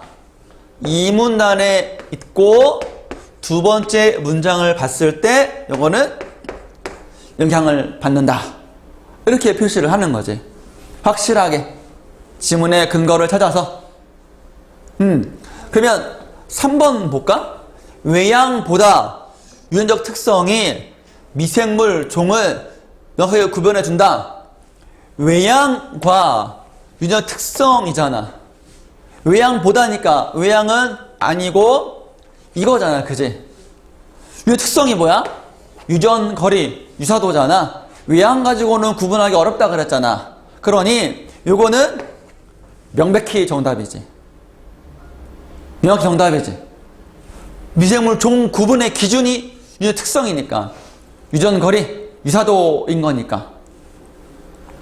4번 볼까? 동식물은 서로 다른 종끼리 교배하여 자손을 이어갈 수 있다. 서로 다른 종끼리야. 조심해야 돼. 인간, 멍멍이 서로 다른 종끼리 교배한다고? 아니야. 같은 개체끼리 교배한다 그랬지. 이거 안 돼. 1문단의 첫 번째 문장이겠네 이거는. 그치? 5번 미생물의 유전체는 DNA로 이루어진 하나의 유전자로 구성된다는 것은 아까 여기 2번의 1번 문제를 풀 때 확인했어. 하나의 유전자가 아니야. 많은 유전자야. 많은 유전자로 구성된다. 이렇게 답의 근거를 여기에 이렇게 표시하는 것도 우리가 연습하는데 도움이 되는 것이다. 앞으로 여러분들이 좀 이렇게 했으면 좋겠어. 비문학에서 지문을 읽어나가고 문제를 풀 때 근거를 들고 이게 아니야. 이거를 판단해야 되는데 이게 몇 문단에 봤더니 네 번째 문장 봤더니 많은 유전자 중에 특정한 거로 된 거지. 그렇게 판단하는 거야. 됐니? 그 정도. 그다음에 3번은 이제 그림에 대한 이해야. 적절하지 않은 것은이고 했을 때 1번 선택지만 판단해 볼게. 1번만 판단해 보면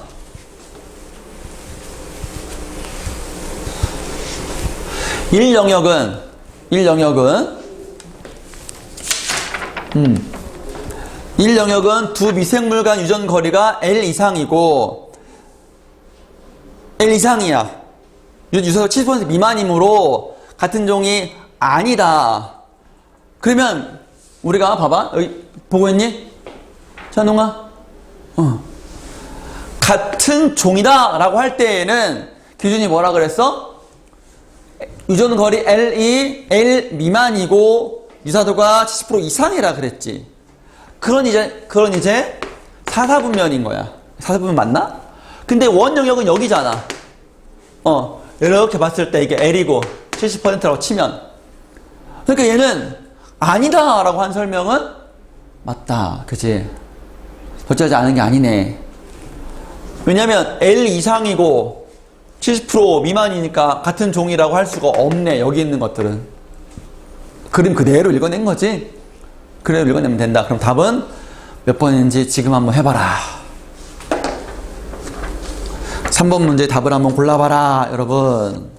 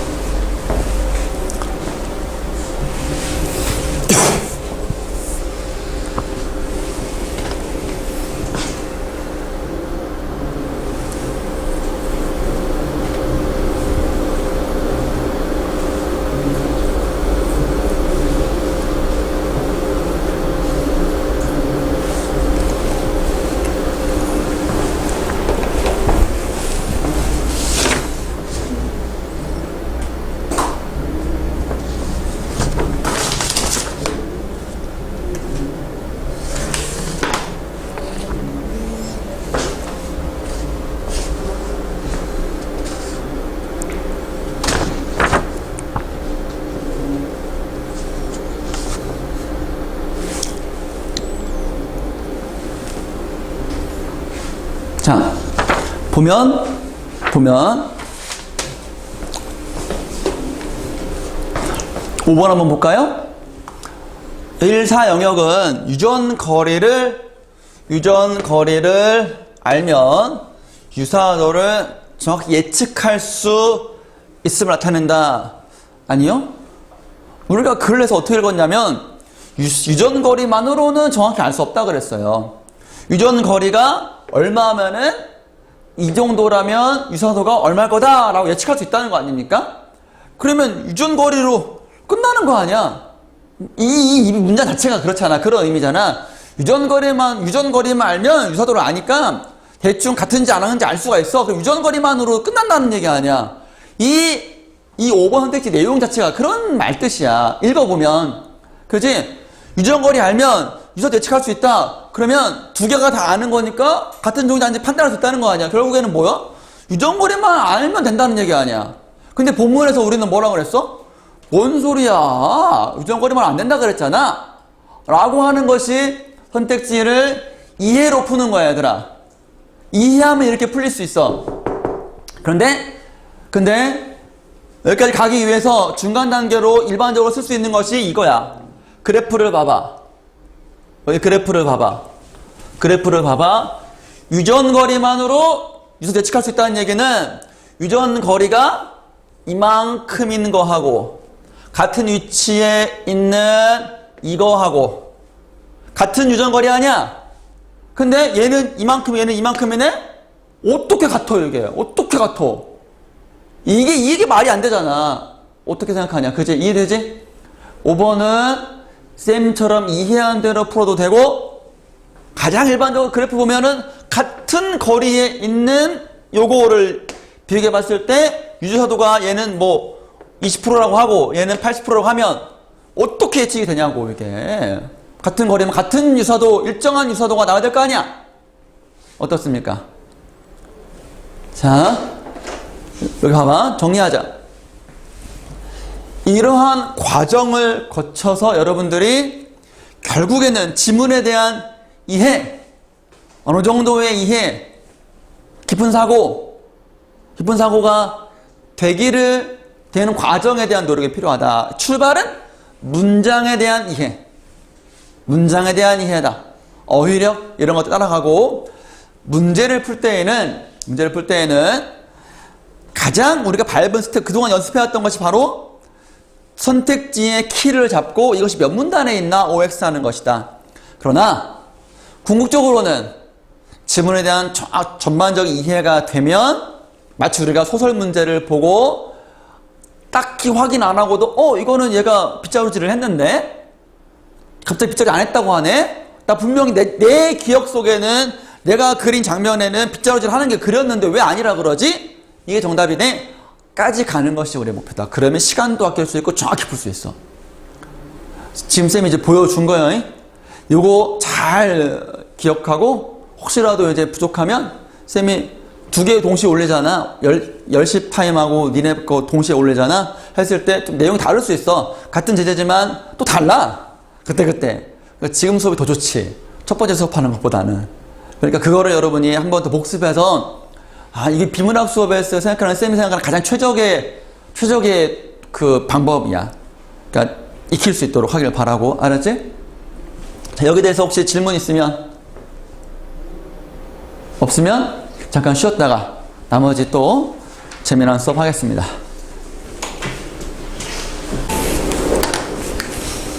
예, 계속 이어서 가겠습니다.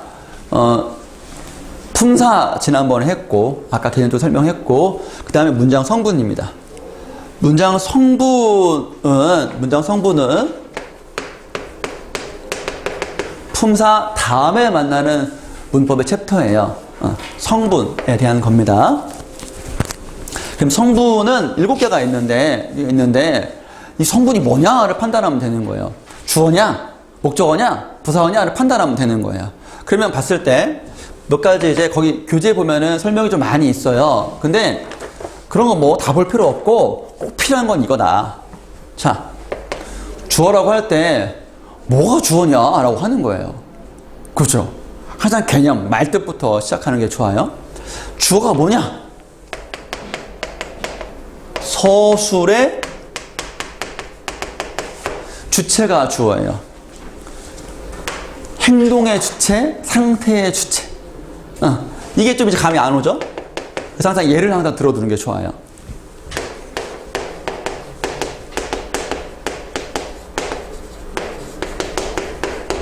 나는 밥을 먹었다 이겁니다. 여기서 서술이라는 것은 뭐냐면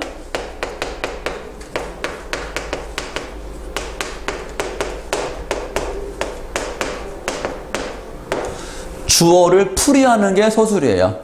그럼 주체하고 주체 주어하고 서술어 풀이하고 같은 거야. 같이 맥락으로 알아둬야 돼. 그러면 얘가 주어고 얘가 서술어인 거야. 먹었다.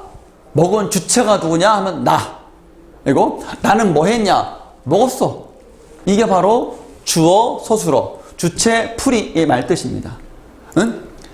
그래요? 그 목적어는 뭐냐? 대상이라고 하는 것은 요게 목적어예요. 나는 먹었어. 무엇을, 어떤 대상을 할 때 그게 바로 목적어다. 알겠죠? 대상은 또 전문용어로 객체라고도 합니다. 객체. 자, 이거는 뭐 필기를 하셔도 좋고 7쪽에다가 간단하게 간단한 포인트니까 여러분들이 간단한 거니까 여기까지 일단 주어, 서술어, 목적어의 관계를 지금 하나의 문장으로 설명해 드린 거예요. 이렇게까지 일단 필기 한번 해봅시다.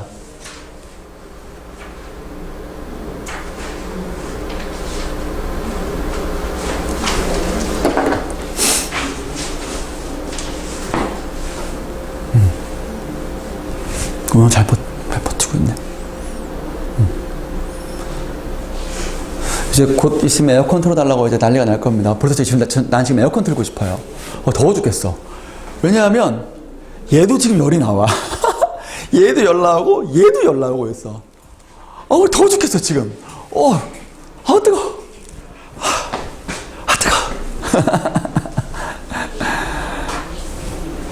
이런 건 다 편집됩니다. 이런 건 다 편집된다. 그래서 막 떠도 돼.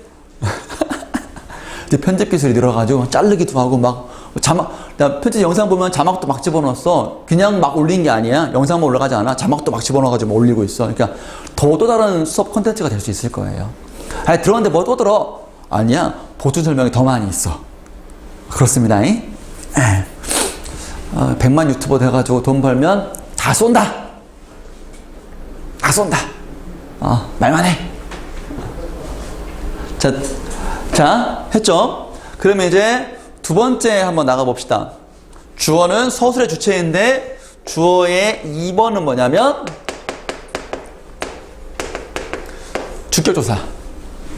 아주 기본으로 주격조사가 붙으면 주격이라는 말이 주어의 자격이니까 이게 붙으면 주어이다 라고 할 수 있는 거죠. 그게 뭐가 있냐면 이, 가, 께서, 에서가 있지요. 요거를 이제 구분하는 거는 품사 파트니까 따로 하진 않겠고, 문법을 연결한다면 여기서 이제 품사로 쫙 확장할 수가 있겠죠. 그럴 수 있습니다. 자, 주어는 일단 여기까지. 아주 기본 여기까지. 물론 뭐 명사 절이 주어가 되는 경우 뭐 그런 것도 있긴 있지만 그건 일단 패스. 자, 서술어. 7개 중에 딱 하나 고르라면 서술어. 왜? 용언이 있으니까. 동사, 형용사가 있으니까. 품사에서도 품사 딱 하나 고르라면 뭐 고르라 그랬어요? 용언, 어미, 조사, 접사 이거였잖아요. 그죠? 서술어도 마찬가지입니다. 그럼 서술어의 2번은 뭐냐면 동사, 형용사, 체언 플러스 이다. 요건 좀 생소할걸요?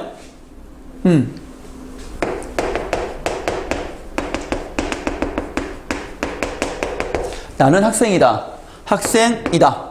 이다는 서술격 조사. 서술격 조사. 보세요. 문장 성분이 있지만 품사의 용어가 마구마구 튀어나오잖아요. 연결할 수밖에 없다. 연결하지 않고서는 개념을 따로따로 해서는 혼동스러울 것이다. 자주 언급하는 여러분들이 저런 거구나. 이렇게 하는 것이 훨씬 더 좋다. 왜 복잡하게 저거 설명하시나? 성분만 설명하시지. 그럴 수 없어. 불가능하다. 자, 그래요. 이런 것들이 서술격 조사이고 요게 바로 나는이라는 주제가 무엇이다 라고 알려주는 거다. 이것도 풀이 서술어하는 것이다 예요. 그리고 서술어는 중요하니까 하나만 더 중요한 내용이 있어요.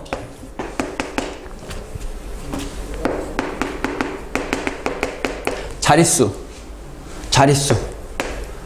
서술어가 필요로 하는 문장 성분의 개수.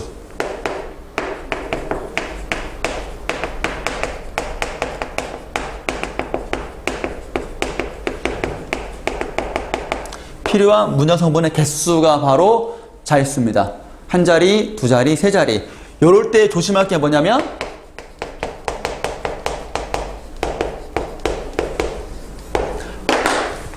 필수적 부사어예요. 부사어인데 꼭 필요한 부사어가 있다. 그것도 자릿수의 카운트에 들어간다. 셀 수 있다. 카운트에 들어간다라는 얘기고요. 이거는 이제 나는 너에게 떡을 주었다 할 때 너에게 이런 것들. 주다라는 서술어는 주어와 부사어와 목적어가 필요한데 꼭 필요한 부사어를 이름하여 필수적 부사어라고 한다. 이렇게까지 하시면 서술어는 얼추 잘 아네. 이 정도만 알면 충분하게 응용할 수가 있어요. 네. 목적어는 이 정도 하면 되고요. 을을 붙은 거 하면 되고 보어에서는 보충하는 건데 주어를 보충할까요? 서술어를 보충할까요? 물어보면 선생님 뭐죠? 주어 같기도 하고 그죠? 얘는 서술어를 보충하는 성분입니다. 그래서 서술어로 되다 아니다가 나오는데 이것 조심하자면 이런 거예요. 내가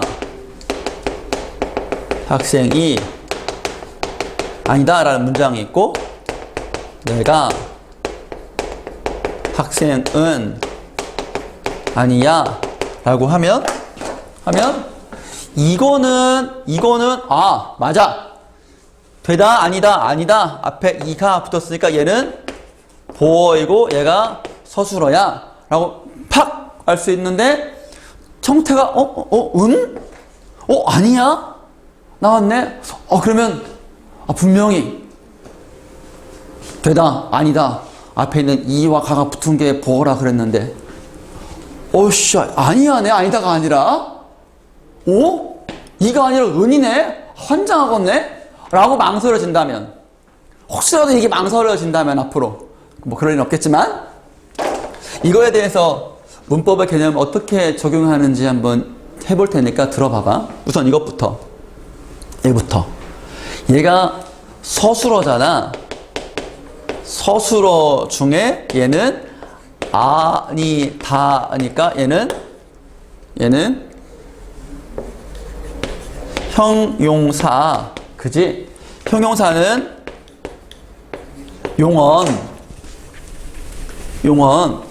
용어는 뭐를 해? 활용을 하잖아. 그럼 활용 개념이 뭐야? 어간, 어미가 번갈아 결합하는 거지? 그럼 아니까지가 어간이고 다가 어미인데 아니야 하면 야라는 어미가 번갈아 결합한 활용형 중에 하나잖아. 그럼 품사가 달라? 아니다가 아닌가? 먹고 먹으니 먹어서 다 똑같은 먹다인데 그지? 그렇게 생각한다면 아니야도 아니다 라고 볼 수 있고 그래서 이건 해결 됐지? 활용형인 거야. 형태 고정이 아니야. 되다 아니다는 되었다 심지어는 된 이라는 관형사 형태도 되다야 아니냐? 그지? 맞지? 문장이 끝에 와서 그나마 좀 덜 의심스러운데 중간에 나무가 된 그녀를 사랑한다. 어이구.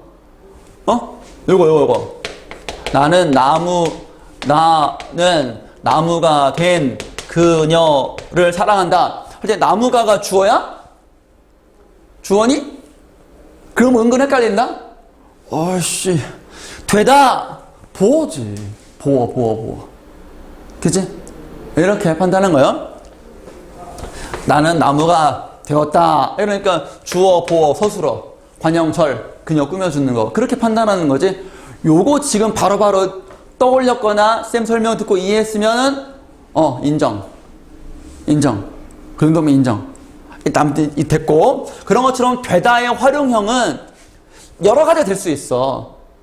이게 된이라고 해서 되다가 아니라고 판단하고 보어가 아니라고 판단하면 곤란한 거예요. 이란 얘기. 이거 있었었어. 진짜 기출문제 있었었어. 자, 이건 그래서 활용형이니까 클리어. 요거는 내가 조사 설명할 때 뭐라고 설명했냐면 보조사가 쓰이는 메커니즘이라 그랬었어. 보조사는 격조사 자리에 의미를 더하기 위해 얘를 탈락시키고 들어가는 거야.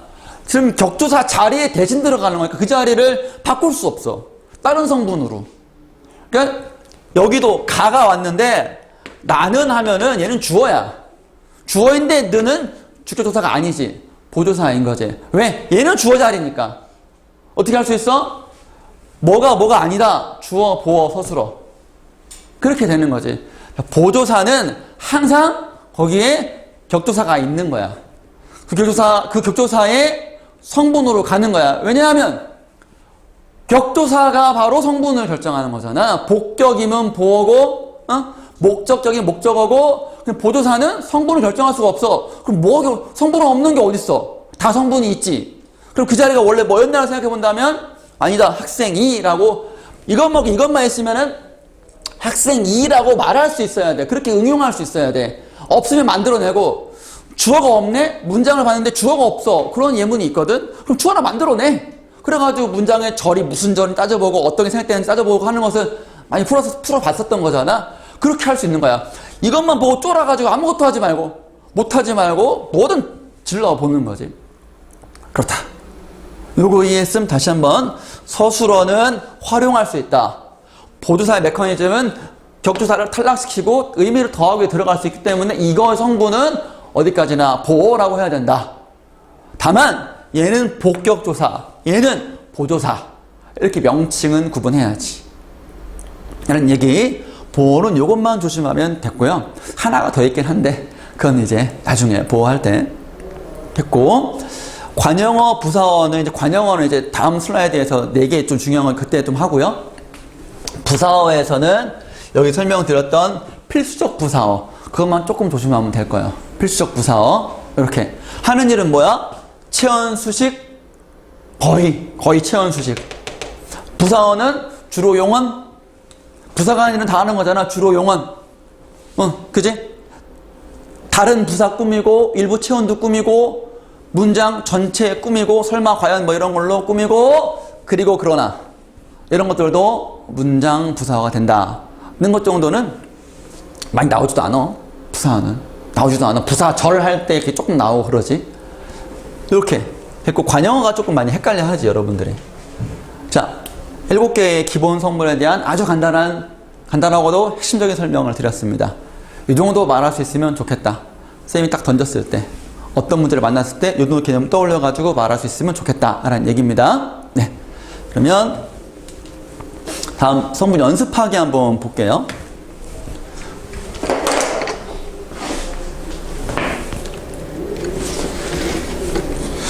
이게 불편하구만. 깔끔하긴 한데.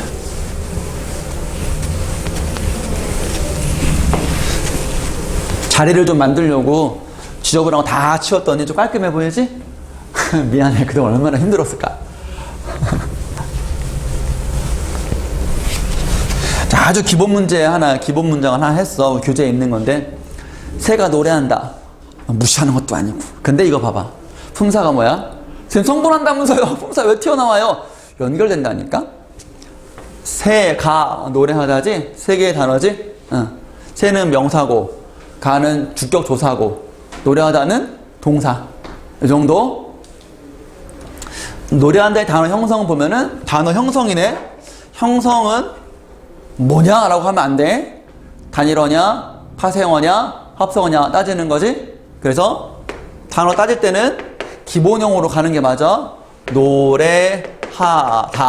그러면 하는 우리가 전미사 공부할 때 사랑하다. 또 이제 뭐 존경하다 할 때 많이 배웠어. 노래라는 하나의 어근이 하가 붙으면은 용언이 돼버려.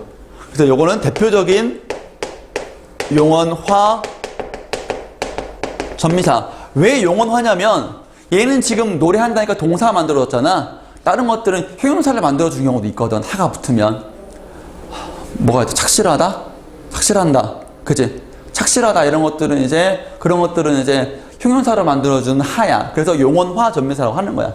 이런 것들이 많이 헷갈리는데 사랑스럽다, 사람답다 이런 것들이 비슷한 역할을 하는 것들인 거지. 그리고 딱 보면 이게 파생어인지 아닌지 잘 몰라. 좀 낯설어 하는 대표적인 전미사인 거니까 됐고. 그래서 얘는 파생어다. 연결 한번 해봤어. 그 다음에 성분하면은 서술어부터 출발하는 거야. 주어부터 보는 게 아니라. 노래한다. 누가? 뭐가? 새가. 얘가 주어야. 주어는 새는 뭐해? 노래한대. 주체 풀이 이렇게 복습했어요. 형태소 분석은 노래, 하, 다에 니은 붙으면 자 노래, 하, 니은, 다잖아. 하나, 둘, 셋, 네 개나 되네. 보통 명사, 뭐 풋사과 2개 이런 것들은 쉽게 구분되는데 용어는 이제 어미도 결합되고 접사까지 있으면은 조금 어렵지. 그런 것들은 많이 연습을 좀 해야 돼. 그때 나올 때마다. 그래서 내 식으로 말하면 어근, 실질임이 있는 거. 실질임 있는 어근. 하는 접사, 세모. 그 다음에 어간어미는 슬래시로. 그래서 노래라는 한 단어가 접사가 붙으면 노래하다라는 용언이 된 거야. 새로운 단어로 파생한 거죠. 그래서 어간, 어미. 현재 시에 선어말 어미, 다 평소형 종결 어미까지 가면 좋겠다. 그냥 어미라고 알아도 일단은 통과. 얘를 접사라고 안 하는 것만 해도 얼만데 는을 접사인 줄 알고 이거랑 얘는 구분 못 해가지고 그렇다잉. 그 다음에 이제 응용해가지고 문장에서 이제 좀 더 추가해가지고 조금씩 더 추가 아는 거지. 복습하는 거야. 날아가는 새가 즐겁게 노래한다. 예요. 날아가는 애 품사 따져볼까요? 관형사라고 하면 안 된다. 새를 꾸미는 것까지는 판단하는 거 좋다 이거야. 날아가는 하느님이 뭐냐? 새를 꾸미네. 어떤 새가 즐겁게 노래해? 날아가는 새가 즐겁게 노래해. 라고 해서 관형사라고 오해할 수 있는데 날아가다가 먼저지? 날아가다 용언이네. 그럼 얘는 어떻게 해야 되지?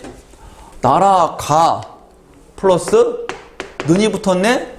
이 는 때문에 새가 날아가다가 서술어로 쓰이는 것이 이 는 때문에 체언 앞에서 체언을 꾸미는 관형어가 됐네. 그래서 이제 결론적으로 는의 정체가 뭐지? 했을 때 서술어에서 체언을 꾸밀 수 있게 해주는 어미잖아. 일단 얘는 어미야, 그지? 어미야. 조사, 접사, 그지? 어미지? 어민데 하는 일이 뭐야? 선어말 어미야? 그러면 먹었다처럼 뒤에 뭐가 와야 돼? 선어말 어미 아니야. 어말 어미야, 그지? 종결 어미야? 아닌데? 문장 끝에 있는 게 아닌데? 그러면 선어말 어미 아니고 어말 어미 중에 종결 어미 아니고 얘가 연결 어미일까? 연결 어미는 주어 서술어가 나와야 돼. 이어진 문장이니까. 연결 어미도 아니야. 그러면 전성어미네. 전성어미라고 판단하는 거야. 여기까지 굳이 쭉 어미의 체계에서 쭉 해서 아니야 이거네. 이것 중에 뭐지? 라고 판단하지 않아도 우리는 알고 있어야 된다. 많이 설명했고. 그래서 얘는 어미 중에 전성어미인데 하는 일이 뭐야? 서술어를 체언을 꾸밀 수 있는 관형어로 바꿔주는 것. 그래서 관형사형 전성어미. 이 이름인 거야. 이름에 다 의미가 있는 거야. 그거를 놓치지 않으면 좋겠어? 그러면 같은 논리로 즐겁게도 하는 일이 용언을 꾸미네? 즐겁게야. 얘가 즐겁다의 활용형인 어미야. 어미인데 하는 일이 뭐야? 용언을 꾸며주고 있어. 그래서 부사형 서술어에서 부사어로 바꿔주니까 전성 어미가 되는 거지. 그럼 얘는 지금 문장 구조를 면에 봤을 때는 안긴 문장이 2개 있네, 그지? 그러면 3개의 혼문장이 있는 문장이네, 그지? 새가 노래한다, 새가 날아간다, 새가 즐겁다. 즐겁다는 조금 그러네. 근데 즐겁다 할 수 있지 뭐. 왜 못해? 새가 즐겁다, 내가 즐겁다. 가능하지? 어색하긴 하지만. 어쨌든 근데 그럼 따질 필요 없어. 그냥 3개의 혼문장을 뽑아라 하는 그런 문제가 아니고서는 서술어가 있으면 그에 대한 주어는 반드시 있게 마련인 거야. 알았지? 얘는 그럼 3개의 혼문장이다 라고 말하면 되는 거야. 주어가 좀 상적이 어색하다 하더라도 불가능은 아니지 뭐.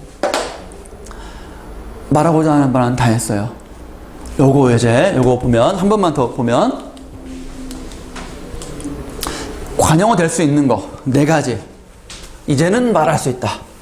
더 이상 말 안 하기를 바란다.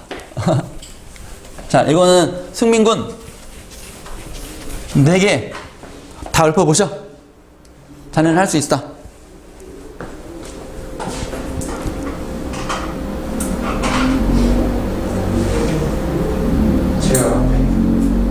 체온 앞에 오지. 그치, 관용어가 오지. 뭐가 올 수 있어? 체온 앞에 뭐가 와? 자, 체온 앞에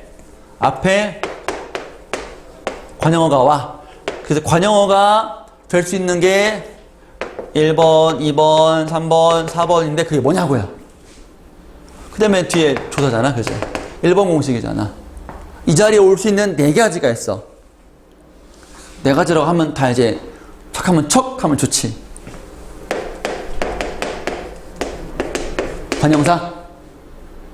관형사가 올 수 있지? 그러면 여기 헷갈리는 거. 관형사는 품사가 뭐냐고 물으면 관형사라 말하면 되고, 성분이 뭐냐고 말하면 관형어로 말하면 돼. 관형사랑 관형어랑 헷갈릴 일 없는 게 뭐냐면, 하는 일 가지고 구분하면 안 돼. 똑같아, 하는 일은. 뭐야? 체온을 꾸민다니까? 4가지가? 근데 체온을 꾸미는 거 아니냐 가지고 4가지를 구분하면 안 돼. 다 똑같이 체온을 꾸며줘. 다만, 품사가 뭐냐? 관형사. 명사 하나. 명사에 의라는 관역격 조사 붙은 경우. 하나의 품사는 아니지. 그 다음에 용언, 동사현사도 관형어가 될 수 있다 이거야. 요거를 이제 아까 말한 것처럼 어미 결합시켜가지고, 전성어미 결합시켜가지고 용언의 관형사형이 되는 거지. 그러면 이제 요게 이제 하나 세팅된 개념이야. 지식이야. 이것만 가지고 조금 불안해. 뭐가 있어? 기본적인 예문 하나만 좀 이제 상정하면 좋지. 탁 떠오르는 거. 새책, 헌책, 예책. 친구책, 친구의 책. 친구의 책. 내가 산 책. 봐봐. 이 자리에 들어갈 수 있는 게 얼마나 많은지 생각해봐. 관형사하고 이거하고 엄청 헷갈린다? 이거를 관형사인 줄 알아. 근데 이 자리에 들어갈 수 있는 게 얼마나 많아 봐봐. 내가 산 책, 내가 읽은 책, 내가 본 책, 내가 뭐 찢은 책, 내가 태운 책 얼마나 많냐? 용언이 그렇게 많아. 관형사는 종류가 지시관형사, 수관형사, 성상관형사 3개밖에 없다 그랬지. 지시관형사는 이 책, 그 책, 저 책 3개밖에 없어. 천 띄고 이 책, 그 책, 저 책이고. 수관형사는 1개, 2개, 3개 그거야. 이 수량 순서라고 헷갈릴 일이 있겠어 이게? 아니지. 1개, 2개 이거. 성상관형사가 조금 그나마 좀 헷갈릴만 한 거예요. 근데 성상관형사는 내가 손으로 꼽는다 그랬잖아. 많이 나오는 게. 새책, 헌책, 예책. 뭐 몇 개 안 된다니까. 더 한 단어고 2단어고 뭐 그렇게 이렇게. 이거하고 아름다운 꽃. 새로운 사랑할 때 이게 관형사인지, 응? 다른 동사인지 형용사인지하고 헷갈린다는 게 잘 봐봐. 새하고 얘하고 단어의 성격을 봐봐. 아름답다가 떠올라야지. 아름답다의 활용형이지. 이게 만약에 비교해보면 이게 관형사라면, 이게 만약 관형사라면 얘는 조사도 못 붙고 활용도 안 돼. 그냥 아름답고 문장을 봐도 꽃이 아름답다, 사랑이 새롭다 뭐 그런 거 아니요? 그래서 이제 이거를 관형사라고 깜빡 속아 넘어갈 일은 절대로 없어야 된다. 없어야 된다. 관형사로 할 만한 거는 이거 정도밖에 없다. 라는 것. 이거 다시 말씀드립니다. 용어는 관형사이라고 하지만 품사는 용언이야. 아름다운 용언이지. 하는 일이 채우는 꿈일 뿐이지. 다양한 어미의 결합으로 문법적인 기능을 하니까 어미에 따라 이것이 다양하게 서술로 쓰이든 뭐로 쓰이든 뭐로 쓰이든 여러 가지 쓰이잖아. 그지? 메커니즘을 잘 따라가 보라고. 맥은 분명히 있다고. 딱 하나 잡으면 아 맞아 그런 거였네 할 때가 있을 거야. 그때가 오면 뭐 신세계가 열릴 거야. 이런 거였네. 그동안 너무 헤맸었네. 맥락을 잡는 거야. 계속 몇 번째 계속해서 얘기하고 있어. 한 번 더 들어봐. 내가 문법만 잘라가지고 다시 올릴 테니까 한 번만 더 들어봐. 더 들어봐. 여기고 그 다음에는 이제 네. 문법에 대한 설명을 마쳤습니다. 상현고는 1학기 때 이제 문법 들어가고 2고 안 들어가고 광교고 안 들어가. 그러면 들어가도 문제고 안 들어가도 문제야. 들어가면 당연히 공부해야 되고. 근데 말했지만 세 문제밖에 안 나와. 버리자니 아깝고 쓰자니 힘들고. 근데 광교고는 2학기 때 문법 들어가. 그래서 당장 안 나오니까 안 해. 나중에 문법만 두 장창 중간고사 기말고사 하는데 못 버텨. 다 깔아지더라고. 못해 애들이. 왜냐면 대충 안 들어가거든. 깊이 들어가거든. 학교 문법 시험만 보는 거니까 문제도 엄청 많고 너네도 다 마찬가지다. 그래서 지금 좀 해놓으면 2학기 때 얼마나 편하겠니. 바로 2학기가 중요한 이유는 뭐냐면 3학년이랑 연결되는 그 연결고리야. 망치잖아? 스타트가 안 좋아. 기분이 꿀꿀해. 그래도 다 막 안 좋아지거든. 스타트를 해야 돼. 그때 이제 문법이 든든한 받침이 될 것이다. 지금 많이 왔다. 좀만 더 맥락을 연결만 해보자는 거예요, 지금. 자, 교재 보면은, 그 다음에 8쪽 보면 시의 이미지가 있어요. 자, 이거는 쌤이 앞타임에 10시 했던 거, 이거 먼저 했었거든. 비밀하고 늦게 하고. 그래서 요거는 좀 자세한 짤을 쌤도 올려놓을 테니까 그걸 좀 참고해 보세요. 쌤 주소로 링크를 걸어줄게. 핵심 설명은 내가 간단히 설명해 줄게. 봐봐. 시의 다양한 이미지라 그랬어요. 이미지 하면은 이미지 할 때 1번이 뭐냐면 여기 있는 게 아니에요. 여기 있는 이게 아니고 이미지의 1번은 이거야. 뭐냐면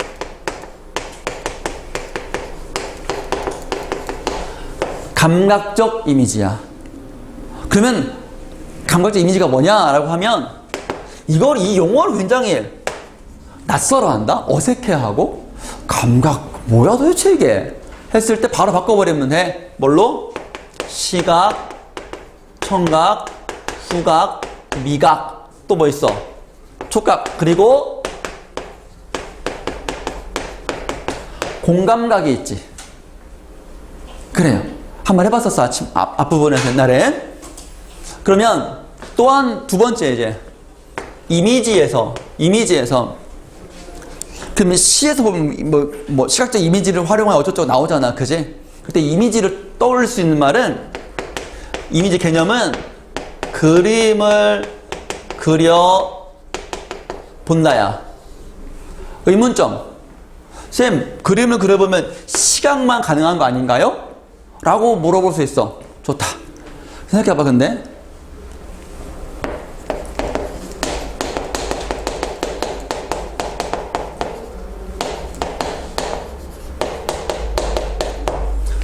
라면을 끓여 먹는다 라는 상황을 한번 생각해 보자고. 눈앞에 라면이 있어. 펄펄 끓어. 팍 있어. 후 짭짭 먹는 거야. 그지? 청각 안 들려?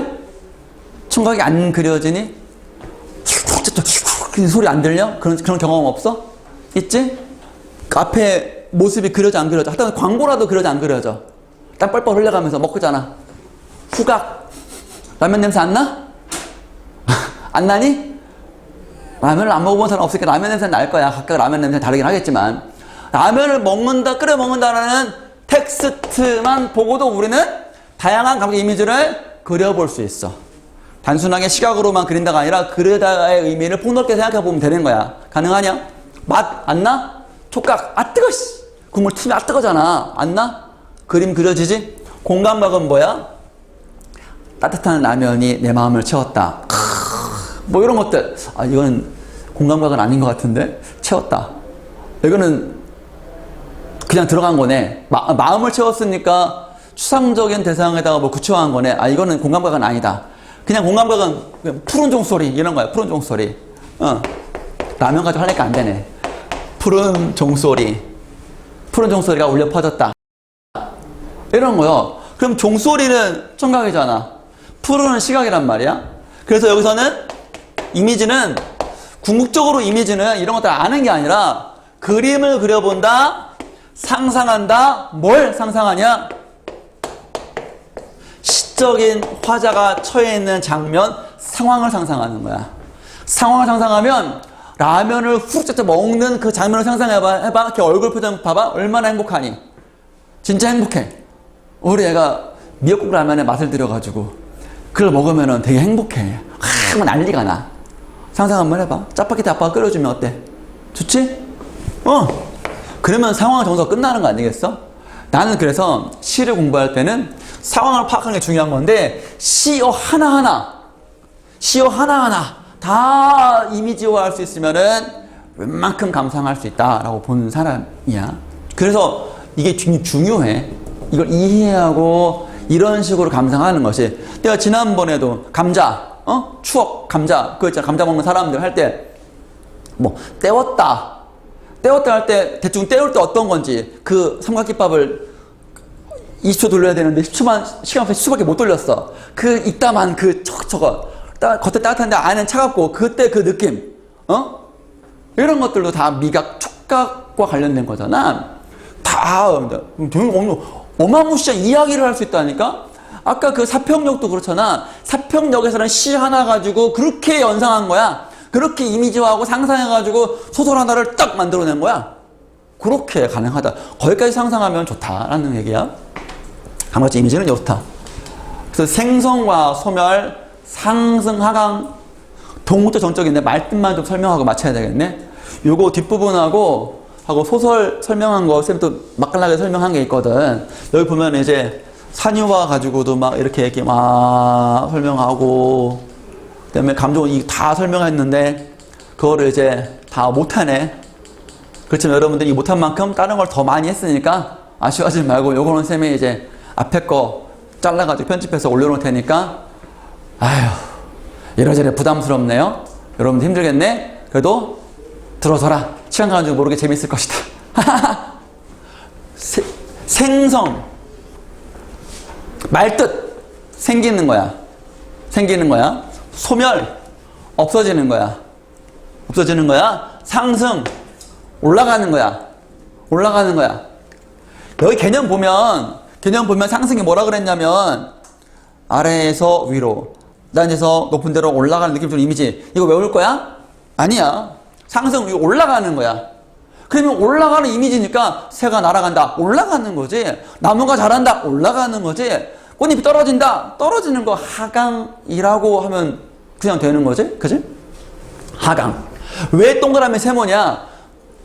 그 다음에 이제 시어의 이 개념의 말뜻 알았지? 생기는 거고 죽는 거고 올라가는 거고 떨어지는 거고. 그지? 그러면 이런 이미지를 갖고 있는 시어를 썼을 때 시인이 시를 썼을 때 꽃이 진다. 나도 진다. 하면은 그런 식이 있다고 쳐봐. 꽃이 진다. 나도 따라 진다. 어우 시스럽다 진짜. 진다라는 하강적 이미지 썼잖아. 더더는 꽃이 지는 것은 죽는 거잖아. 하강과 소멸이 동시에 있잖아. 나도 마찬가지라는 거야. 따라니까 나도니까 보여서 아니겠어? 그러니까 인생 허무감을 느낀 거지.